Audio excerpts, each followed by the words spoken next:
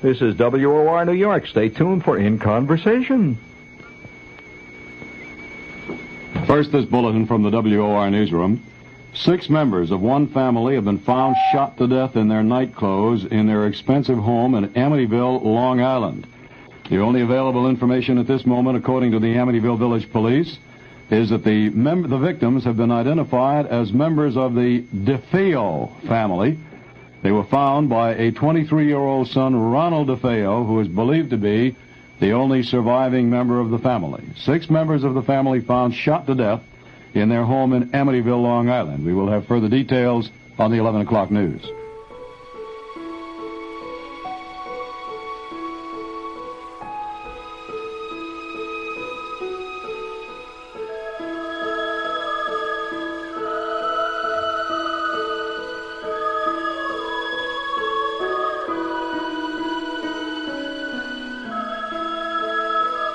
Within a week, Kathy's hand had been touched by something that we discussed and couldn't explain. It was just something unseen. We also had hordes of flies that would appear within 2 rooms, and no matter how many times we would kill them, they would reappear. It wasn't in the water. The china itself turned black, and at first it was one bathroom, and then another, and then another. And telephone repairman came 3 times because each time we tried to communicate with the priests, we were running into faulty connections.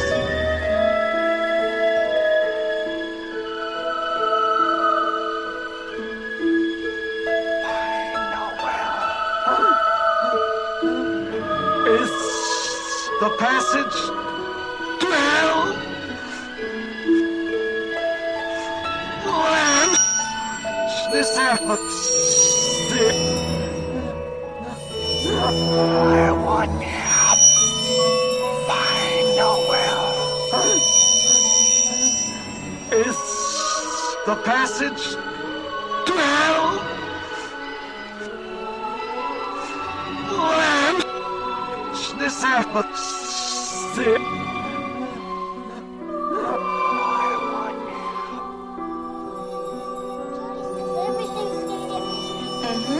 What does Jody look like, huh? I mean, is Jody big or thin or fat? She's nice. Mm-hmm. She tells me things too. Yeah, like what does she tell you, huh? She tells me about the little boy who used to live in my room. He got hurt and he died. What else does Jody tell you? She says she wants me to live here forever and ever, so we can all play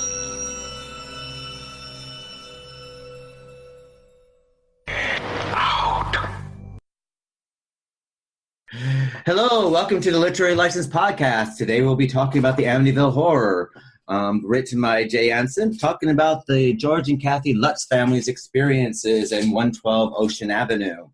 And today we have with us our regular selves, myself, Keith Chawgo, and we have John Wilson. John Wilson's here. Hello. Vickie Ray. Present.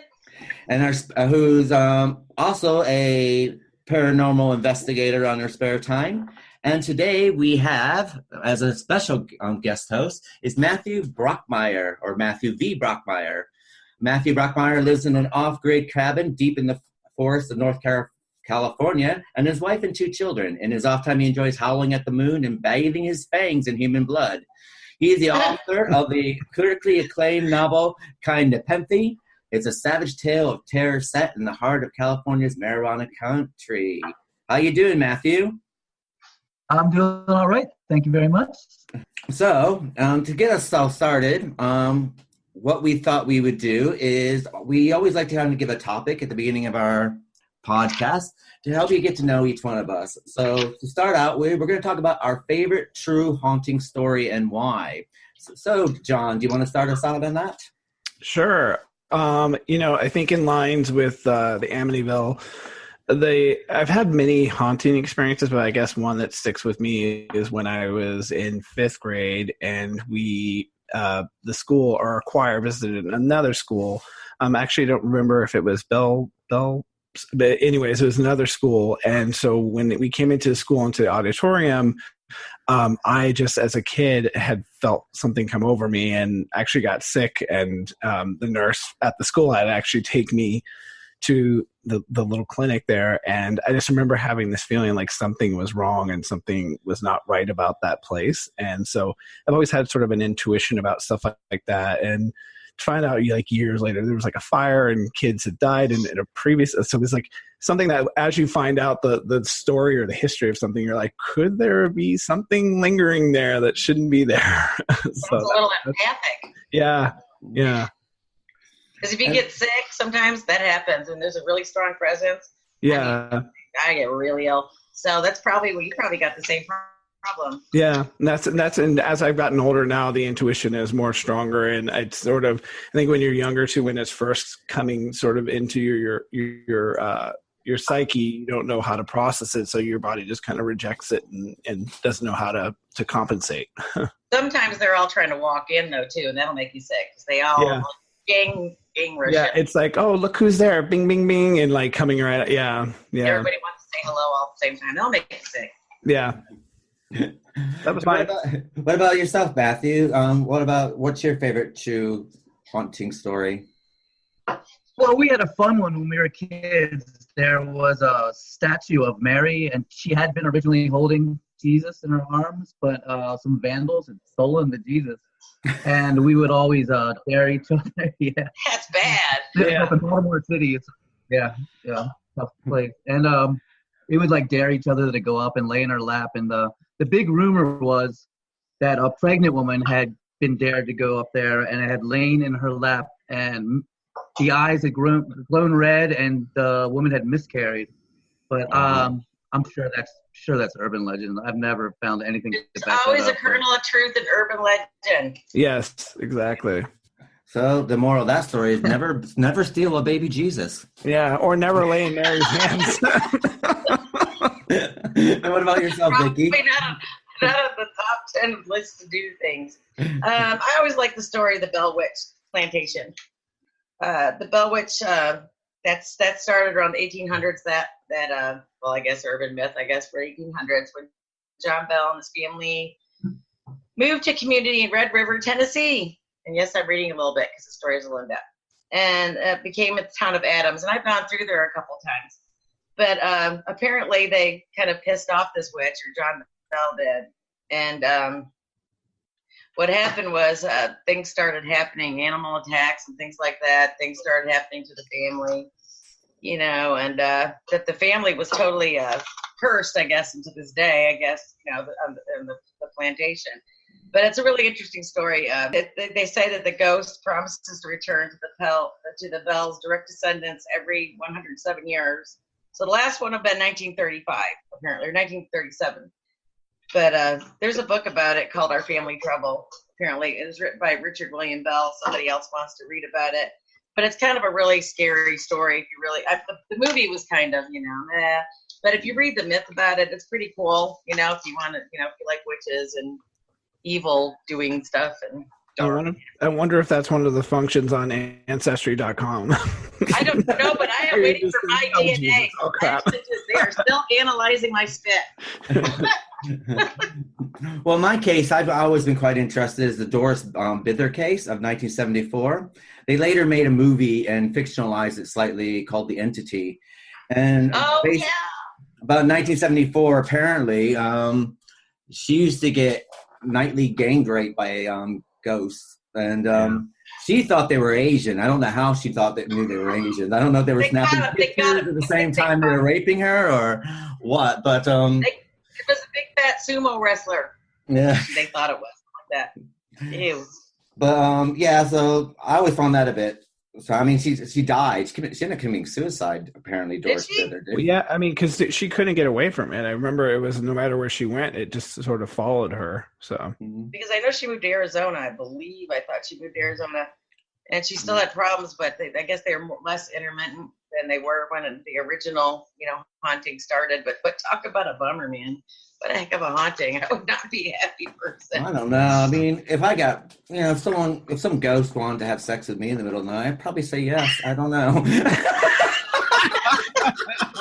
gotta get it when you can, Freebie. Like, oh. Hold on. Let me go. Can I go freshen up first? Please buy me dinner.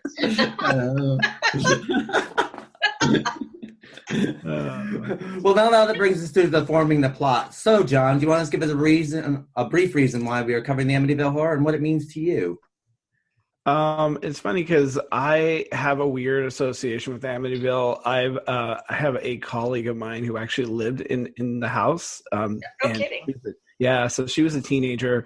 She never had anything happen to her, so it's sort of one of these things when the moment like someone had said, "Oh, I heard them whispering, talking about something," and then they said, "Yeah, but you got to tell us what happened." And she's like, "Nothing happened in the house." I'm like, "What are you talking about?" And she goes, "Oh, I just, I lived in the Amityville house." I was like, "Wait, what?" And I was like, "Excuse me?" And I've always had just a fascination from it because it goes beyond sort of what we talked about the last month, which was hauntings, right? This is something far more insidious, which is like a demonic presence. So to me, I've always been, drawn to those types of stories because it's sort of what lingers is one thing, but then if it's an evil, insidious force, like that's something that's beyond, I think, spectral to me. So definitely beyond spectral. And what about yourself, Vickie? What does the Amityville Horror mean to you? Well, the movie itself, it was like an iconic horror movie that really kind of generally formed people's opinions on paranormal activity because, that really kind of blew the door open for ghost hunting. And the movie itself, I thought it was entertaining. They took a lot of artistic license, but he had just apparently just the tapes to go by from the Lutz family. But that's why it was important to me. I've always been interested in it because as a paranormal investigator, that is like one of the holy grail stories, so to speak. So everybody knows about that story globally, that's one of the stories and the houses. So, but it did shape people's basis on their opinion when it came to paranormal investigating and whatnot and what people thought of as far as, ghost activity. Wow, this is different because it never really was surfaced to the media hardly ever until then. So, and what about yourself, Matthew? How do you feel about it? Well, for me, the Amityville Horror represents nostalgia. I was a young kid in the 70s, and a lot of events came together at that time for me. Earlier, The Exorcist and The Omen had been huge commercial hits. Then in 77, both Stephen King's The Shining and the Amityville Horror books came out. They're very similar. And that was followed by the films a couple years later. And so, like, at the end of the 70s, I remember my mom reading the Amityville Horror. The movie was out. The commercials for Stanley Kubrick's The Shining were all over television. And then the miniseries for Tobe Hooper's Salem's Lot was on TV. I remember watching that. Mm-hmm. Yeah, and then Masterpiece Theater had done a production of Dracula. And it's boom, it all came together for me, and I just became an intense lover of horror. And I've always just been a huge horror fan ever since. That's some good points. That was some good stuff, too. I forgot the Masterpiece Theater Dracula. That was excellent. I'm going to have to go back and find that. It's out on DVD now, and I just remember him pulling that baby from the black satchel and handing it to his wives. And, long live the 80s. Well, the Amityville Horror for me is my grandmother bought me the book in 1977, and I read it, and I was about 12. And I just became totally obsessed with it. And, I went to the library and picked up all the microfiche. At that time, you had the microfiche machines, and I got copies of all the DeFeo Murders and looking for crime scene photos and anything I could find in the Lutz. So I became quite obsessed. And I'm a pretty shitty artist, I'll be honest, and I had an art class. And for my art project, I did the Amityville house, like an oil painting of it. And it's probably the only thing I drew. I can't draw stick figures, basically. I'm that shit. And I had to sit there and say that I did a really good job. And today, that picture is still in Sackett Harbor High School I went to. It's still on the wall. Yeah. That's hysterical. So, but yeah, I was quite obsessed with the whole Amityville Horror. And I am still very much obsessed with it. I still, from time to time, look up YouTube videos and find out this information. And, I'm down to the Blu-ray versions of the films, and The That was sold for $605,000 last year. Yeah, I heard about that. I would have bought it if I had the money. That would just be cool as shit to live in that place. I think it's also because there's so much mystery behind what really happened. Because there's a lot of true crime instances that you probably will never know what happens, but because there's this sort of paranormal element that's involved, it keeps you guessing even more. Because you know who did it, who killed the family, but then the why, and then the other family, and it's sort of like it just keeps rolling, and you kind of want to know the history of the land and who else might have experienced something there, so there's definitely more to that story. Yeah, absolutely. There's so many pieces missing to that story. Yeah. Good as are. I just read Mentally Ill in Amityville, and they were saying Dawn DeFeo's autopsy had shown that she had sex that night. She had like gunpowder on her. They think that she was probably in on she it. had sex. She had what? They're saying that she had engaged in intercourse, and they're saying that the father was molesting her. Yeah, that's supposedly in the autopsy. Well, they think that she might have had something to do with the shooting, so that's why she got her head blown off. He just turned the gun on her and decided to. He blew her head off. Everybody else got it in the back, and she definitely got a little extra love. Yeah. Her. Yeah, she had a gunpowder residue in her nightgown, but they're saying that could have gone from the gun, but. They said they tested her hands for gunpowder residue, but there's no, you can't find any written evidence of that anywhere. Mm-hmm. Well, how do you not wake up? A Merlin's fairly loud, because it's a loud gun. People got them down here. I think the neighbors, like how would no one hear that? Versus, I thought that there was like rumor that he had drugged them. They said that the autopsy reports it showed nothing in toxicology. Negative. Yeah, there's no drugs in any of the victims' bodies. Oh, okay. The only one who was on drugs that night was Ronald DeFeo. So yeah, Ronnie was into all of it. Or Butch, so they called him Butch.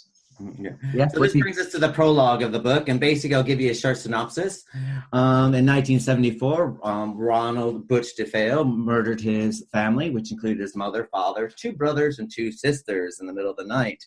Later, he was charged with the murders. A year later, a family, newly formed, George and Kathy Lutz. George had adopted Kathy Lutz's 2 children, which included Chris, Danny, and Melissa. And they start their first home, and their first bought home, I should add, at 112 Ocean Avenue. And 28 days later, they flee in horror.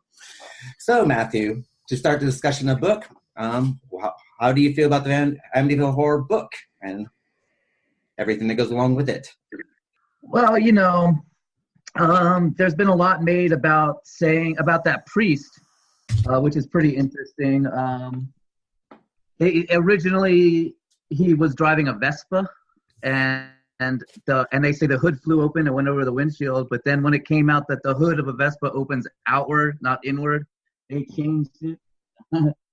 And then a lot of people are saying that priest didn't exist, that he was made up, Father Pecoraro.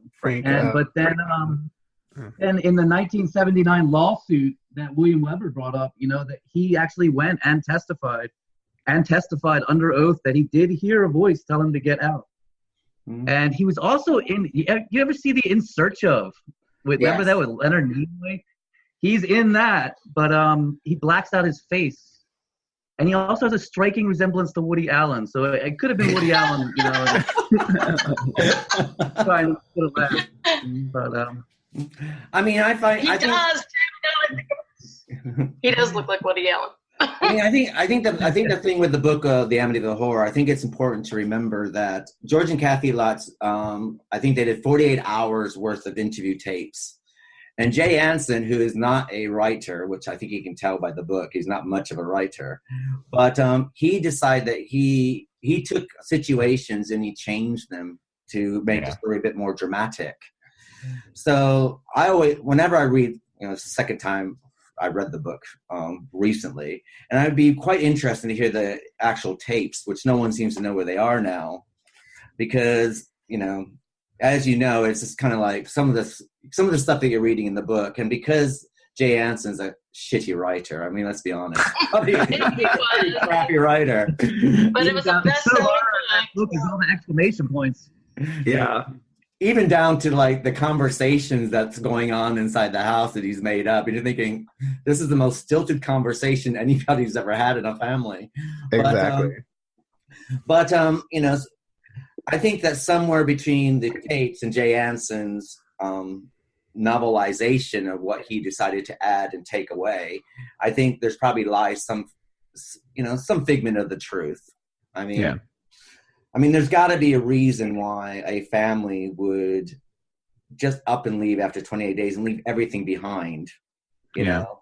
So I don't know what they experienced, but I think they experienced something, whether it was, you know, slime coming down the walls or whatever. I think we'll never really know.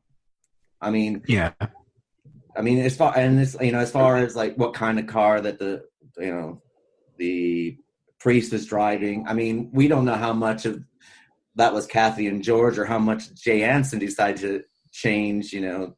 True. To add. Yeah. But then you get the greedy, blood-sucking lawyer that defended DeFeo gets involved in that too, with the Lutzes. So, you know, I imagine he wanted to make some money. I mean, I think he probably saw dollar signs. I also think the story would have been really different because it really, you know, Jay's version of it is like very chronicalized, borderline journalistic in some ways, versus like if he would have wrote a story about two families running parallel, so you have the DeFeo and then the Lutz family running in parallel to each other, and the incidents that happened to them, and like clearly two different outcomes. One is the man slaughters a family versus the other one they survive. It would have been a very interesting tale, but I think it's like you said, if he's taking these tapes and he's trying to transcribe them, and he's like, well, this is kind of boring, so let's just add this. You know, maybe it's a pig in a window with, you know, like he added to the layers to it to give the drama to it, you know. But how much truth there is, you know, who will ever know? I mean, unless you were there. In the movie, you see the pig in the window. That always kills me. Yeah, when he looks up and you're like, what the hell? And Jody, that's a big he pig. still claims to this day that's real. The daughter. Yeah. The daughter said that Jody was a real presence in that house to this day. Yeah. Yeah, but I also say kids have really active imaginations, and unless you're like what's the actress Mira Henner, the actress who has like photographic memory. Like, unless you have like photographic memory, you tend to build your memories based on things that happen. And I'm sure if the kids knew that people died in their house, you start to, you know, build stories, you know, or build things in your brain, you know. But also, small children are very receptive. Yeah, true. You're like me. To paranormal or whatever, because they haven't been tainted yet, because small children haven't, you know, they know, they see things, and then, you know, you grow up, oh, there's no such thing as this, there's no such thing as that. So, you know, you kind of lose that as you're growing up. But some children really do, you know, have the, you know, you can see things when you're younger. That's true. Actually, yeah, it's very true. I mean, the thing about the DeFeo family, I mean, it wasn't the picture perfect family. There were problems within the family. And, you know, I think the father was quite abusive. He was quite abusive to the mother. He was quite abusive to the kids. And so you have that going on. And now, and George, I mean, there's, you know, my own Amityville with, I think it's Danny Lutz. He's done a documentary a couple years ago. And apparently you have the same situation where George was quite aggressive as well towards his family. And so maybe the hauntings had something to do with the simple fact that, you know, you had the murders that happened with an aggressive, you know, not the picture perfect family. And then you get this family moving in. And although the book does paint them, I mean, you know, let's face it, if anyone's talking about their family, they're not going to go, you know, I am an abusive father, you know, please write about me. He's going to sit there and paint himself in a better picture. Yeah. But I mean, if you go by what the kids are saying, I mean, George was quite an odd character. He demanded that all his children called him sir. Yeah. You know? And, you know, there's something a bit strange about George. I mean, he marries Kathy Lutz and has the 3 children, which, you know, there's their father, what's his name? Quantino or something like that. Their father is still very much alive, and he's still very much in the picture. But in order for Kathy to marry George, George had to adopt the children. And and so there's something a bit strange about this family before they even move into 112 Ocean Avenue. Yeah, true. then the couple, all that on top of it, they move in. Right. And the thing is, they're not sleeping in their beds. They're not sitting on their furniture. They're sitting and sleeping on the DeFeo furniture. Yeah, they paint it as if in the book that they are, they're this happy-go-lucky family that, happened to get this, $80,000 house that's worth way more than that. And that it's all, and you can buy these, buy this, buy that, and we'll just put it back in the house for you and stuff. And it's interesting how Jay does change that. Like, do you extract certain elements out because you're concerned that your readers are going to go, they're already messed up, so nothing paranormal is going to happen, right? So they're already a jacked up family. So let's make them really clean slate, perfect, family, and then that will build the story. And you kind of wonder why he stripped that away, and like not gave that part of their history of who they are. In other interviews like that, like 20 years after the fact, well, she was hooked up to oxygen in her interviews because she had emphysema and everything. He had heart disease, George Lutz did, but she said they were practicing transcendental meditation. And she thinks that maybe that opens stuff up because, when you're messing with squirrely stuff, I think George Lutz was a little more into more than transcendental meditation because it seemed like he was the antagonist or the protagonist, I guess, in the story. Yeah. It seemed to be mainly being because of him. Like he was chopping the wood. He couldn't get warm, he had to keep, the fire going all the time. And, but there was something really definitely wrong with him. Even if you watch his interviews, there's just some things like, I mean, he's not coming clean completely. I'd also say male figures because weren't the kids always fighting with each other and like the boys were always like combating each other, but the women of the house had an unease, but it wasn't like it was like toxic to them and making them angry. It was just more like the girl was just inquisitive, right? She was like, "Oh, what's going on? I have a new friend that I can play with." Versus, the boys were always fighting. And I remember like throughout the book, it's like, how many times do you have to tell your kids to stop fighting? At one point, one of them was on top of him and like getting ready to pummel his brother. It was Danny, I think. So it's just, I mean, another thing is, I think you also have to look at the social construct of 1977. Divorce is still kind of a bad word. And right. Divorced families meant something in social society. Yeah. So if you notice, it's like the whole Kathy being a divorced mother with her 3 kids is totally like sidetracked. It's not really mentioned at all. That she married George Lutz, she has 3 kids, and they're going to be the new Brady Bunch. Yeah. And so you have that construct in there from the very beginning of the book. It's only when you now with time going through, you actually look at things a bit differently now. And, so they hidden that side of it, the whole divorce side of things. And I mean, there's a lot of stuff in the book that I do think that they had to make things a bit more safer. I mean, the thing is, as far as Missy is concerned, there might've been a lot more happening with Missy, but at 1977, you still had the sensibility of women in the roles. And the thing is that there are certain things that you can do with a little girl in fiction or in nonfiction that you can show and experience. But, if there's anything more strongly attached to her or anything more strong that happened to her within the house, they probably will cut that out because they're not going to show that in 1977. No. So, but, as you were saying about the DeFeo family, I mean, there is the thing about the whole DeFeo murders anyways, with Ronald DeFeo, is that if you actually look at the original crime scenes and you look at Ronald DeFeo's bedroom and you look at the wallpaper and the flooring, and let's say now picture yourself on a lot of heroin and LSD looking at this wallpaper, I think you might murder a bunch of people as well. Yeah. Well, the 70s, the retros. I mean, just the colors. I mean, if you look in the house, you remember everybody had that one couch, right? And they had the yellow, green kind of whatever, that yellow and green, and the sunflowers and just all that bullshit that the people used to have back in the 70s. It didn't even matter if you were on drugs. My family had it, Now, Ronald DeFeo is admitting now, and this is after the Amityville Horrors come out, that he used to have sexual relationships with his sister. Oh, I didn't read that. Well, I mean, And that plays to what Matthew said earlier. If she had sex, was it her or was it the It was the brother. Yeah. So That family was totally foobar, weren't they? From the beginning. what do you say, Matthew? Sounds like some maybe incubi, succubi, like some kind of sexual vibe where the people are taken over and possessed, and you know, I don't know. You see a lot of sexuality in horror. I wonder about it, what exactly it means, even like if it's just meant to be shocking, or how much of it, or you know.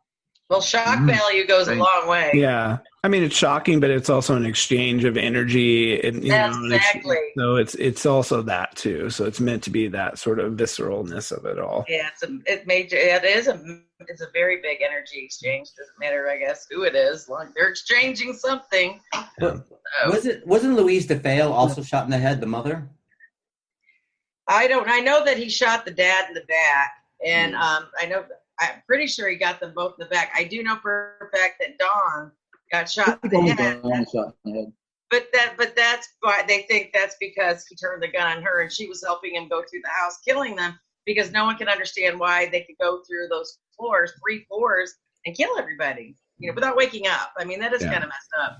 I mean, on a criminal psychological level, I think the mother was shot in the face as well.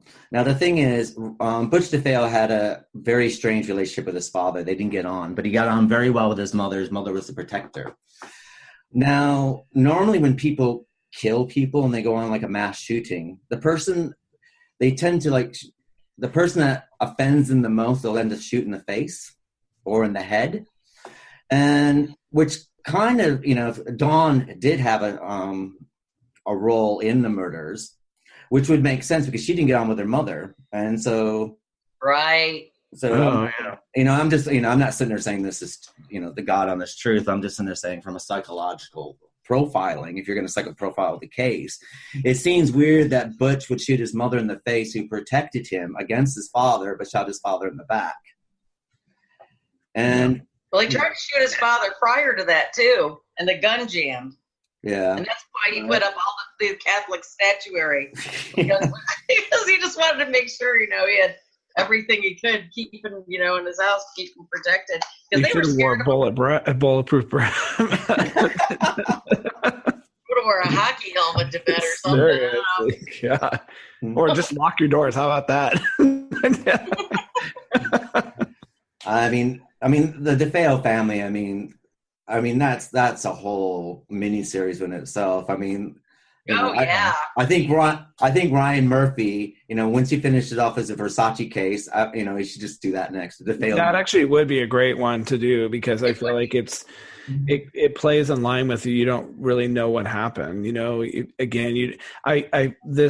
This book is more about the Lutzes, and I would even say more even about the priest, because there's a lot of dipping back and forth between those two worlds, which, by the way, the whole thing with the priest with the phone, like I just found that was kind of weird. I think they do it more in the movie, like how every time that phone, he would have interaction on the phone, all of a sudden he'd get sick again and more. I'm like, is it like reach out and touch someone? How is this even possible? Rod Steiger totally decimates. He gets decrepit to the movie. He gets the flu for like poor guy. I would just stay away. I'd be like, you're on your own. Sorry, guys.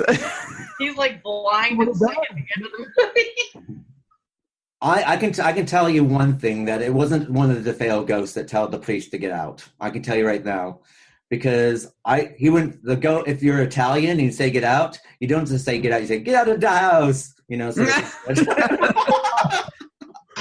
matter with you? Get out of my house. What's the matter with you? The priest is an interesting character, and it does counterbalance the story. He's kind of there to counterbalance the story, because it's almost like we got the Lutz family and we got what they're going through, and to sit there to prove that they're going through, a priest is going through stuff as well. So it kind of gives validity to what's going on with the Lutzes. Yeah, but it's almost like not too much is happening in the house. There's almost more happening to this poor priest than the house. And then eventually when you get to the house, it's just like, it's just, I just felt like that the whole priest thing, again, had he been there or was coming back to the house and that was happening, I would have been a little bit more like, okay. But like the fact that he was away and it was still impacting him, I was like, how is this even possible? Like, Well, I think it was just weird. I think they've also aged the priest in the book. I mean, when I'm reading the book, and I pictured the priest to be about 50-ish. 50s. But apparently the priest is like only in his like late 20s or 30s. So I'm like, and it's kind of weird that he's been aged for the book. Yeah. Because even the relationships with the priest are, I mean, he's like, he's got this friend who's, this in the Catholicism, whatever he was, a bishop or whatever like that. And they've been friends for like long periods of time, and they had total respect for each other. And you're thinking, okay, well, the priest is old, but then you realize in reality, the priest is quite young. So yeah. They showed pictures of the priest. He was young. There was a couple photos I found when I was doing some research. And he wasn't an old man. I forgot what they called him, but they did. I mean, he was like, well, you remember, you went to Catholic school. You attended the same churches. Most of the priests back in that day, they wore, sometimes they wore regular attire. They drank and smoked like crazy.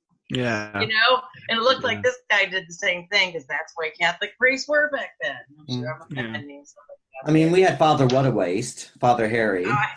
Father What a Waste. We had Father Amigio. Father What a Waste. Father Amigio had a line of Catholic schoolgirls a mile long waiting to get into confession, because he was just too good looking to be a priest. Total waste of manhood. But everybody wanted to go to him. They didn't want to go to the old priest. There was barely anybody there, but it was just all Catholic schoolgirls with skirts and saddle shoes lined up against that brick wall. I mean, also in the 70s. I mean, I also have to look at like the people who visited 112 Ocean Avenue. You got, the brother losing his money? $2,500, yeah. Well, and then you have, so you got that going on. You have the aunt showing up, who's an ex-nun. Yeah. Right. In the movie, she's a nun, but in the book, she's an ex-nun. So you have her, and apparently just come in the house, say, hi, how are you? Oh, I love your house. I'm going to go home and puke now. So, I love what you did with the And then you have like his business partner who has a psychic girlfriend who comes over, and you're kind of, it's just, I mean, for 28 days, there's quite a lot of people coming and visiting this family in 28 days. Yeah, I agree. Yeah, I totally agree. Well, they had the news crews that went in, and you had the Warrens, my particular favorite part of it. They didn't interact. They didn't incorporate any in the book. I mean, they left out anything. They should have never left out the Warrens, because everybody knows who the Warrens is in the ghost hunting community. Well, I mean, the book naturally ends when they flee the house, and that's pretty much it, And then you get like a short little epilogue about them living at the mother, and then I think they eventually moved to San Diego or wherever. But the one character of the book that I felt bad for was Harry the dog. Oh, I know, poor Harry. Man. Well, at least he made it in some way, because like I feel like in most movies it's like they're dead within the first 10 minutes of the movie. Well, the what happened to Harry? 2005 version, George carves him up like a Christmas turkey with the axe in the boathouse. Like, no, don't kill Harry. Yeah, he kills the dog in that version. So. Oh. Well, I mean, that's another thing. In 1977, people left their dogs outside. Now, if you left your dog outside, I mean, let's face it, you just have. You just be penalized on social media. Peter would be knocking on your door. You need to take your dog in now. I know. You'll have a bunch of people at your door now. You can't let it. It's crazy. I mean, another thing that I find a bit strange about the book as well is that when you look at the reality of 112 Ocean Avenue as the vicinity of the neighbors aren't that far away. I mean, the neighbors are really, you have the driveway right on the right side of the house, and the neighbors are right there. I mean, it's like, and then you don't have much of a side yard, and you have neighbors on your left-hand side. So why did anybody hear anything, though? Seriously, a Marlin doesn't have a big pop to it. Doesn't have big kickback. but it has a pop to it. Yeah. I mean, you should be able to hear that next door. Well, the question is, in the house. Well, the question is, did they hear and not do anything? Because you look at that famous case in like the Queens where the woman was brutally murdered. And everyone no just one wanted to help. I thought someone else was going to call. Like no one wanted to help her. So gotta love Queens, man. It's always in Queens.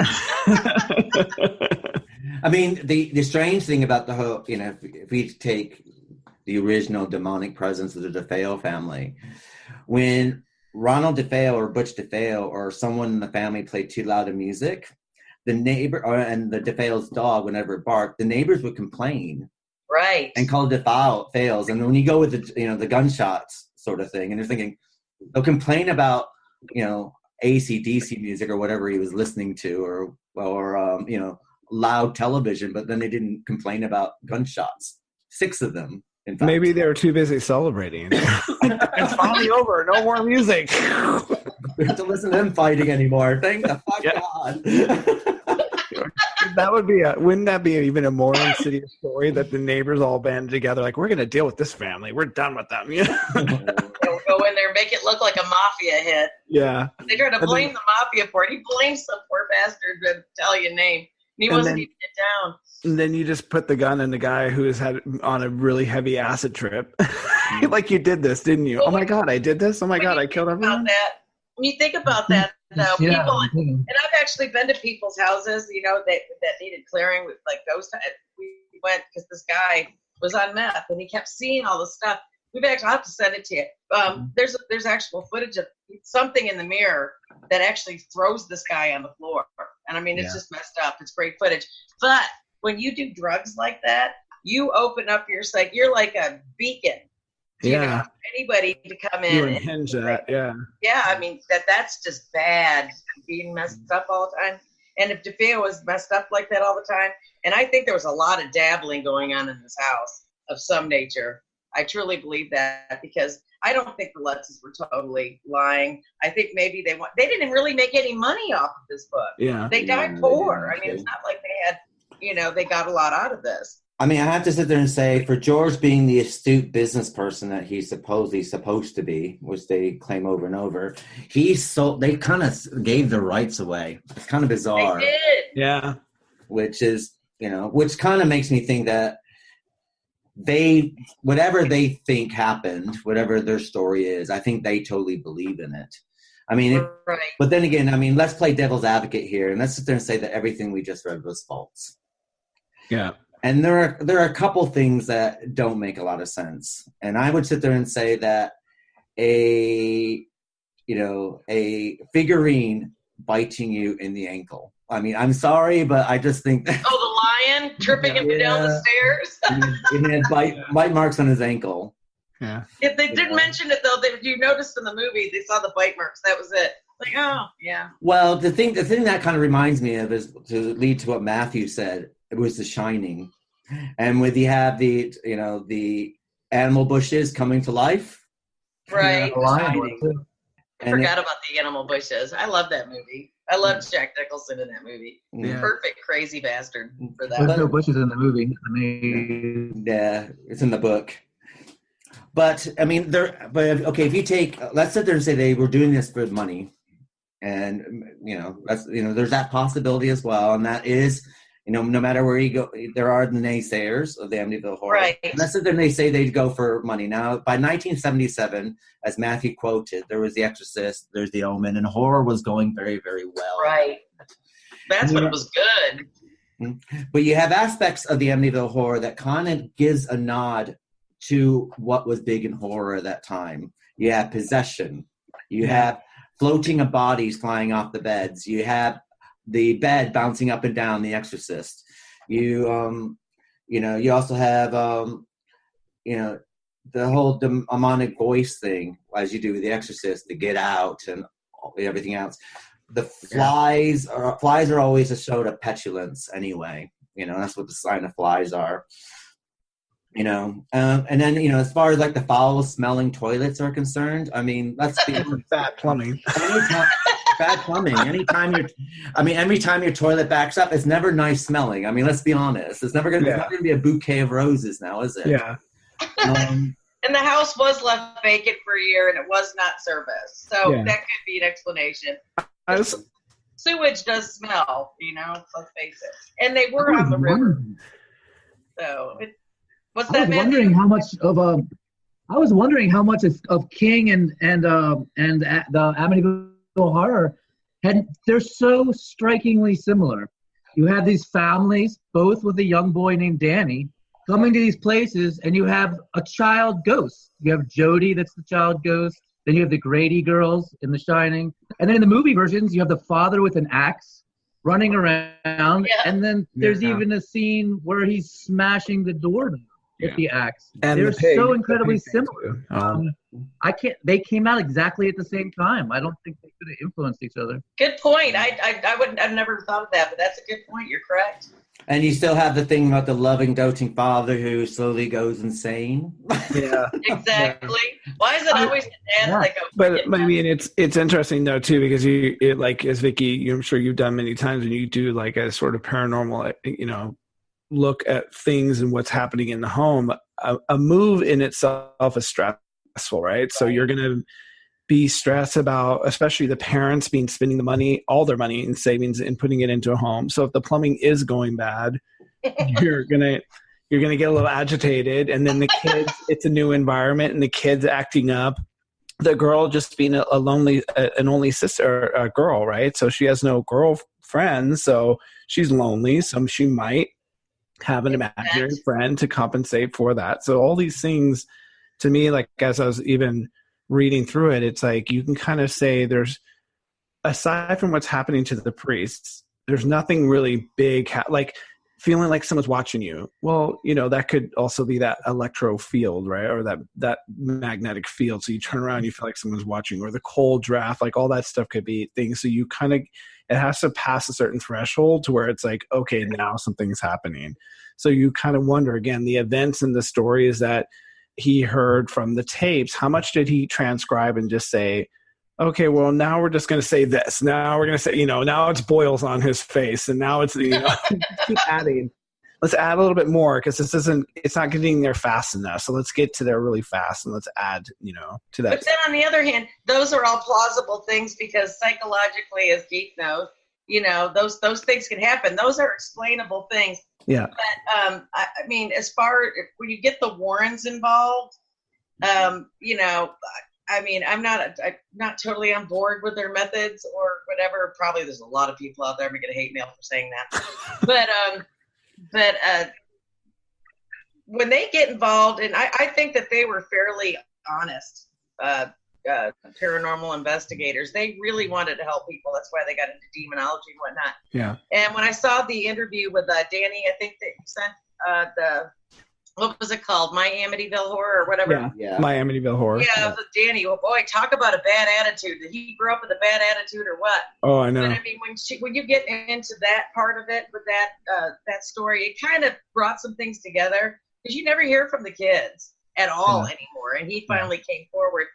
And the Warrens had, well, she's still alive, but she kind of came in and said, yeah, these things, there was some messed up stuff going on. And I believe that there probably was. There's also like something touching family like that. There's touching something about that specific scene where you see her with Elizabeth with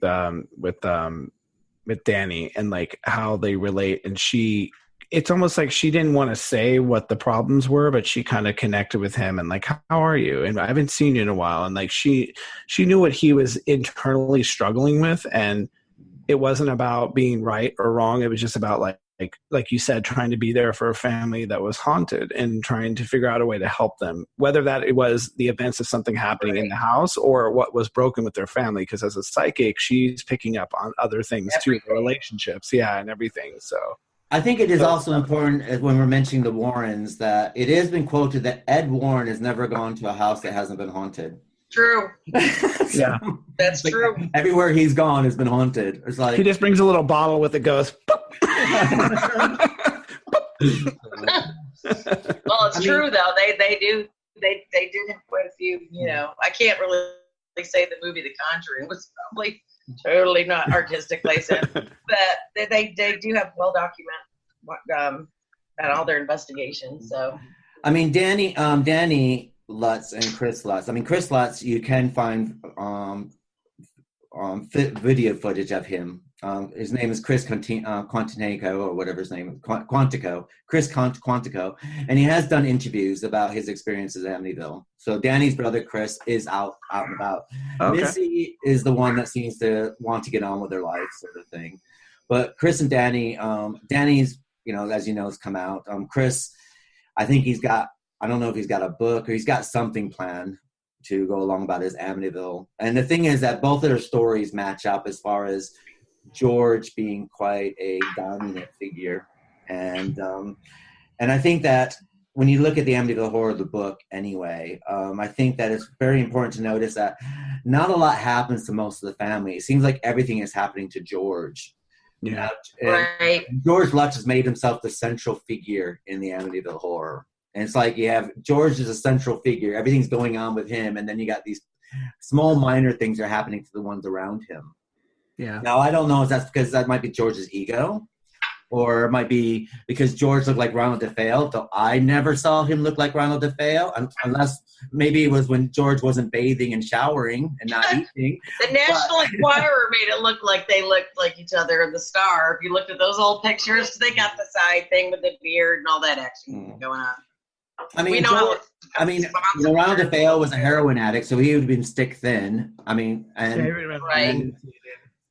and George Lutz was, like Captain Birdseye. I mean, he was well fed. I mean, George Lutz was well fed. Well fed, definitely. So, but I mean, I think when we look at the Amityville Horror as a book, now I'm not quite sure. I mean, in our time, for all of us here in this podcast, the book means a lot to us. I'm not so sure if the book was released today, would it have the same kind of impact? I think it was for another era, to tell you the truth. When we grew up then, we were kids and we all were basically, you might be a little behind us, John, but things were different back then, and I think it was more of an innocent society, as you will, because we did not have the advent of social media back then. Correct. And so when things like this come out, we didn't have Facebook. It's like we didn't have all this crap to pick it apart. And so, wow, this book will scare the hell out of you, it says on the cover. I read it, and it still puts the goosey pimples up on there. But I mean, back then we didn't have all the social media to ruin it, so to speak. I mean, I think that it was made for or written for another era, by another era, and an author in another era, such as he was an author. But I think that's why it was so successful, because you had Helter Skelter and all that crap coming out back then too. Late 70s. You had all kinds of true crime and and really the advent of what I consider really good horror movies. Like The Shining and The Exorcist and all that stuff came out in the 70s. Okay. But, well, let me throw this out there. Okay, I'm going to go through each one of you. Vickie, do you think that the Amityville Horror is a true story? I believe it has kernels of truth in it. I believe that, there's always some kernel of truth in any ghost story. I think that they gained nothing by leaving everything they own after 28 days in possession of the house. Mm-hmm. So something scared the shit out of them, Usually, what was it? Eddie Murphy said, why don't white people get out? When it says get out, like get out, but we stay. So it's. I think there is some truth to it. Yeah, and I think when the Warrens got involved, she validated that. And what about yourself, Matthew? Do you think the Lutz story is true? Well, I hope I don't get hate mail, but I have a lot of issues with the Warrens. For one, Ed Warren was in a radio show talking about levitating.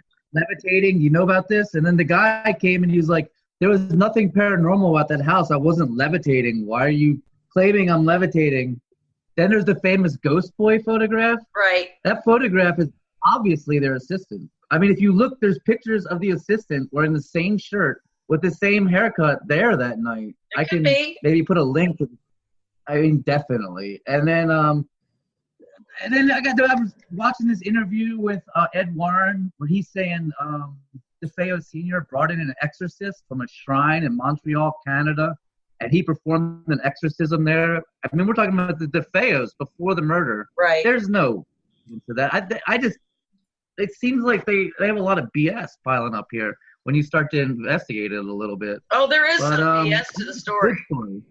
No, I agree with you on a lot of that. Story, a fun story. I can't validate it whatsoever. And what about yourself, John? I agree with Vickie, like in the sense that there are little nuggets of truth that are there, and I think, especially over time, I would like to actually know the history before the DeFeos, like what the history was before it, if anyone else had similar instances that had happened to them, because the further back you go pre-technology, the more instances that could occur that are unexplainable with, in the modern day, which is you were talking about earlier about how, could this story exist in the modern age? I don't think it could, because of the fact that people are so skeptic anyways. So something could literally fly in front of them and they're like, Google, what flies in front of the air? Is that true? Like they would literally type it up and look to see, to just to prove it, Alexa. So, yeah, Alexa. I mean, my views on the what happened per se. I mean, there are so many names.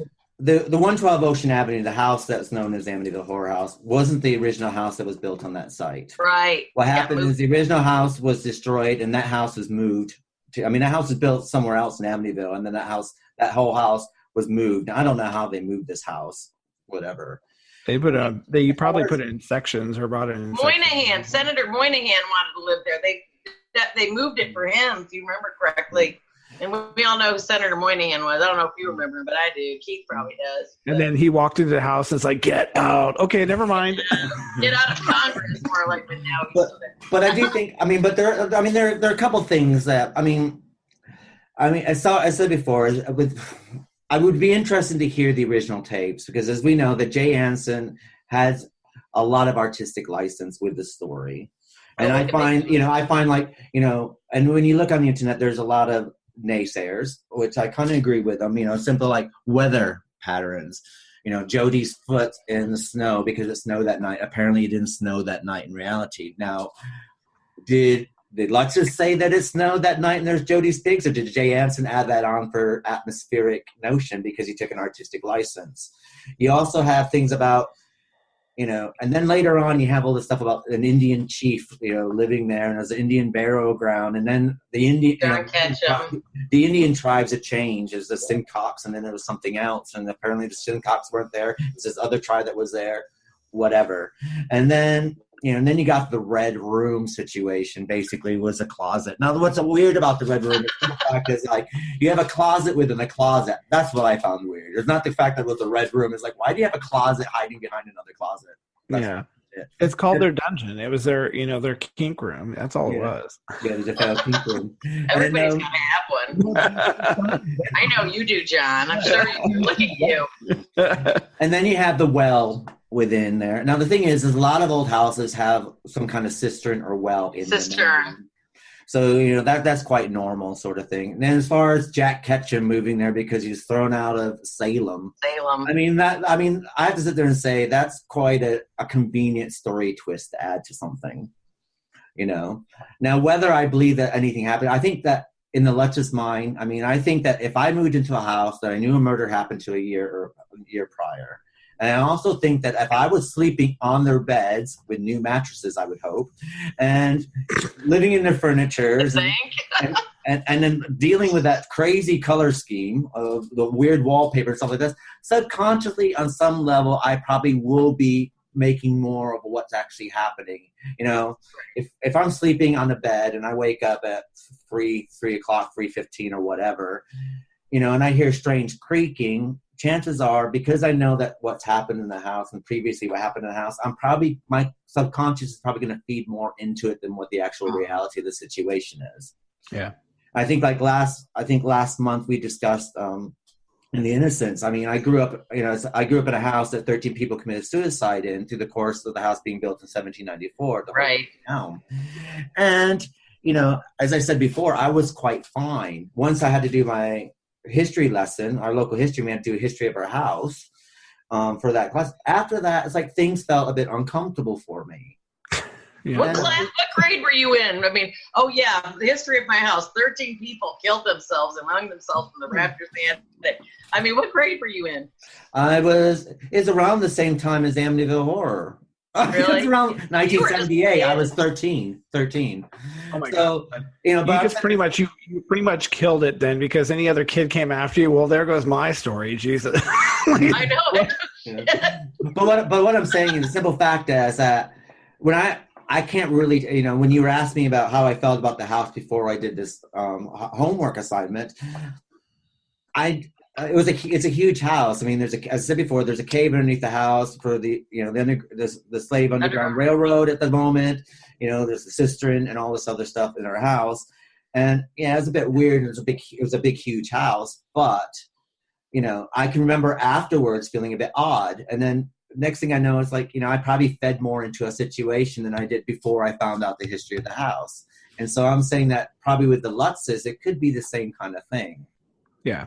Especially if you have sleep deprivation. So if George is one who is having less and less sleep and you sleep deprived, you go into manic, episodes, and you can't control that. That's just, it is what it is until you catch up or have ability to go to sleep.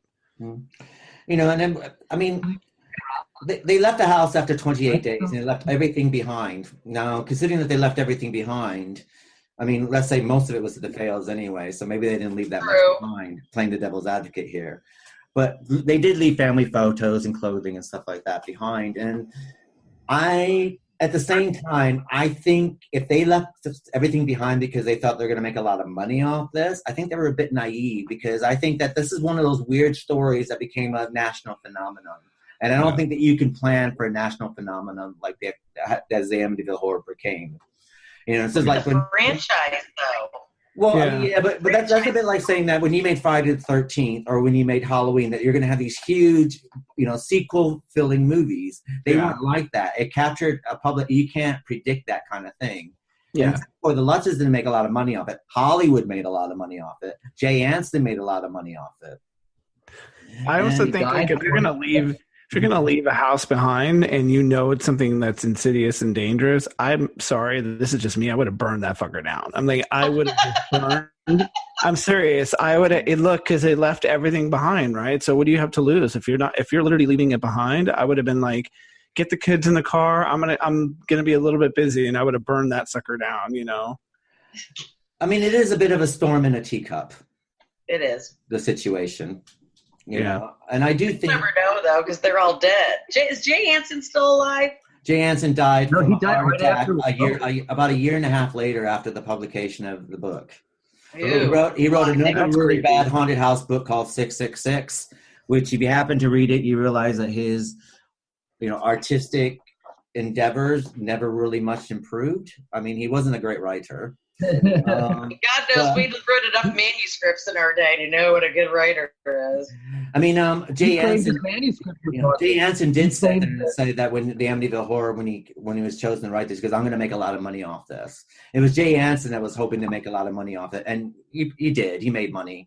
The publishing company. I mean, there are a couple of false things that have now come out about the Lutz's experience. The Lutzes didn't go to William Weber to look for a book deal. What happened was that the story was getting around and stuff like this, and basically Good Housekeeping wrote a story about their hauntings. That's right. And then basically what happened is that a literary agent contacted them and said that they would be interested in publishing their story, which then came across to Jay. They go, well, we're not writers. They go, well, we have someone here, Jay Anson, who's on our books, who could write your story for you.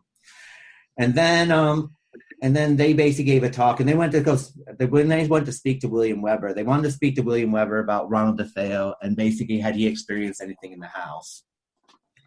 And that's where, and then it kind of fell apart after that, the relationship between the Lutzes and the Weber, and William Weber, Ronald DeFeo's attorney, because he was trying to get Ronald DeFeo off. And he is a kind of a sleazy car salesman. Weber is. I mean, you think? I mean, then he got involved with the Lutzes. I mean, he knew he was trying to make a deal. And the problem with Weber, the problem with the whole thing with Weber is that the Lutzes did give a interview. Now the thing about the Lutzes is that they haven't really chased the whole publicity thing. They kind of they were in hiding for the longest period of time.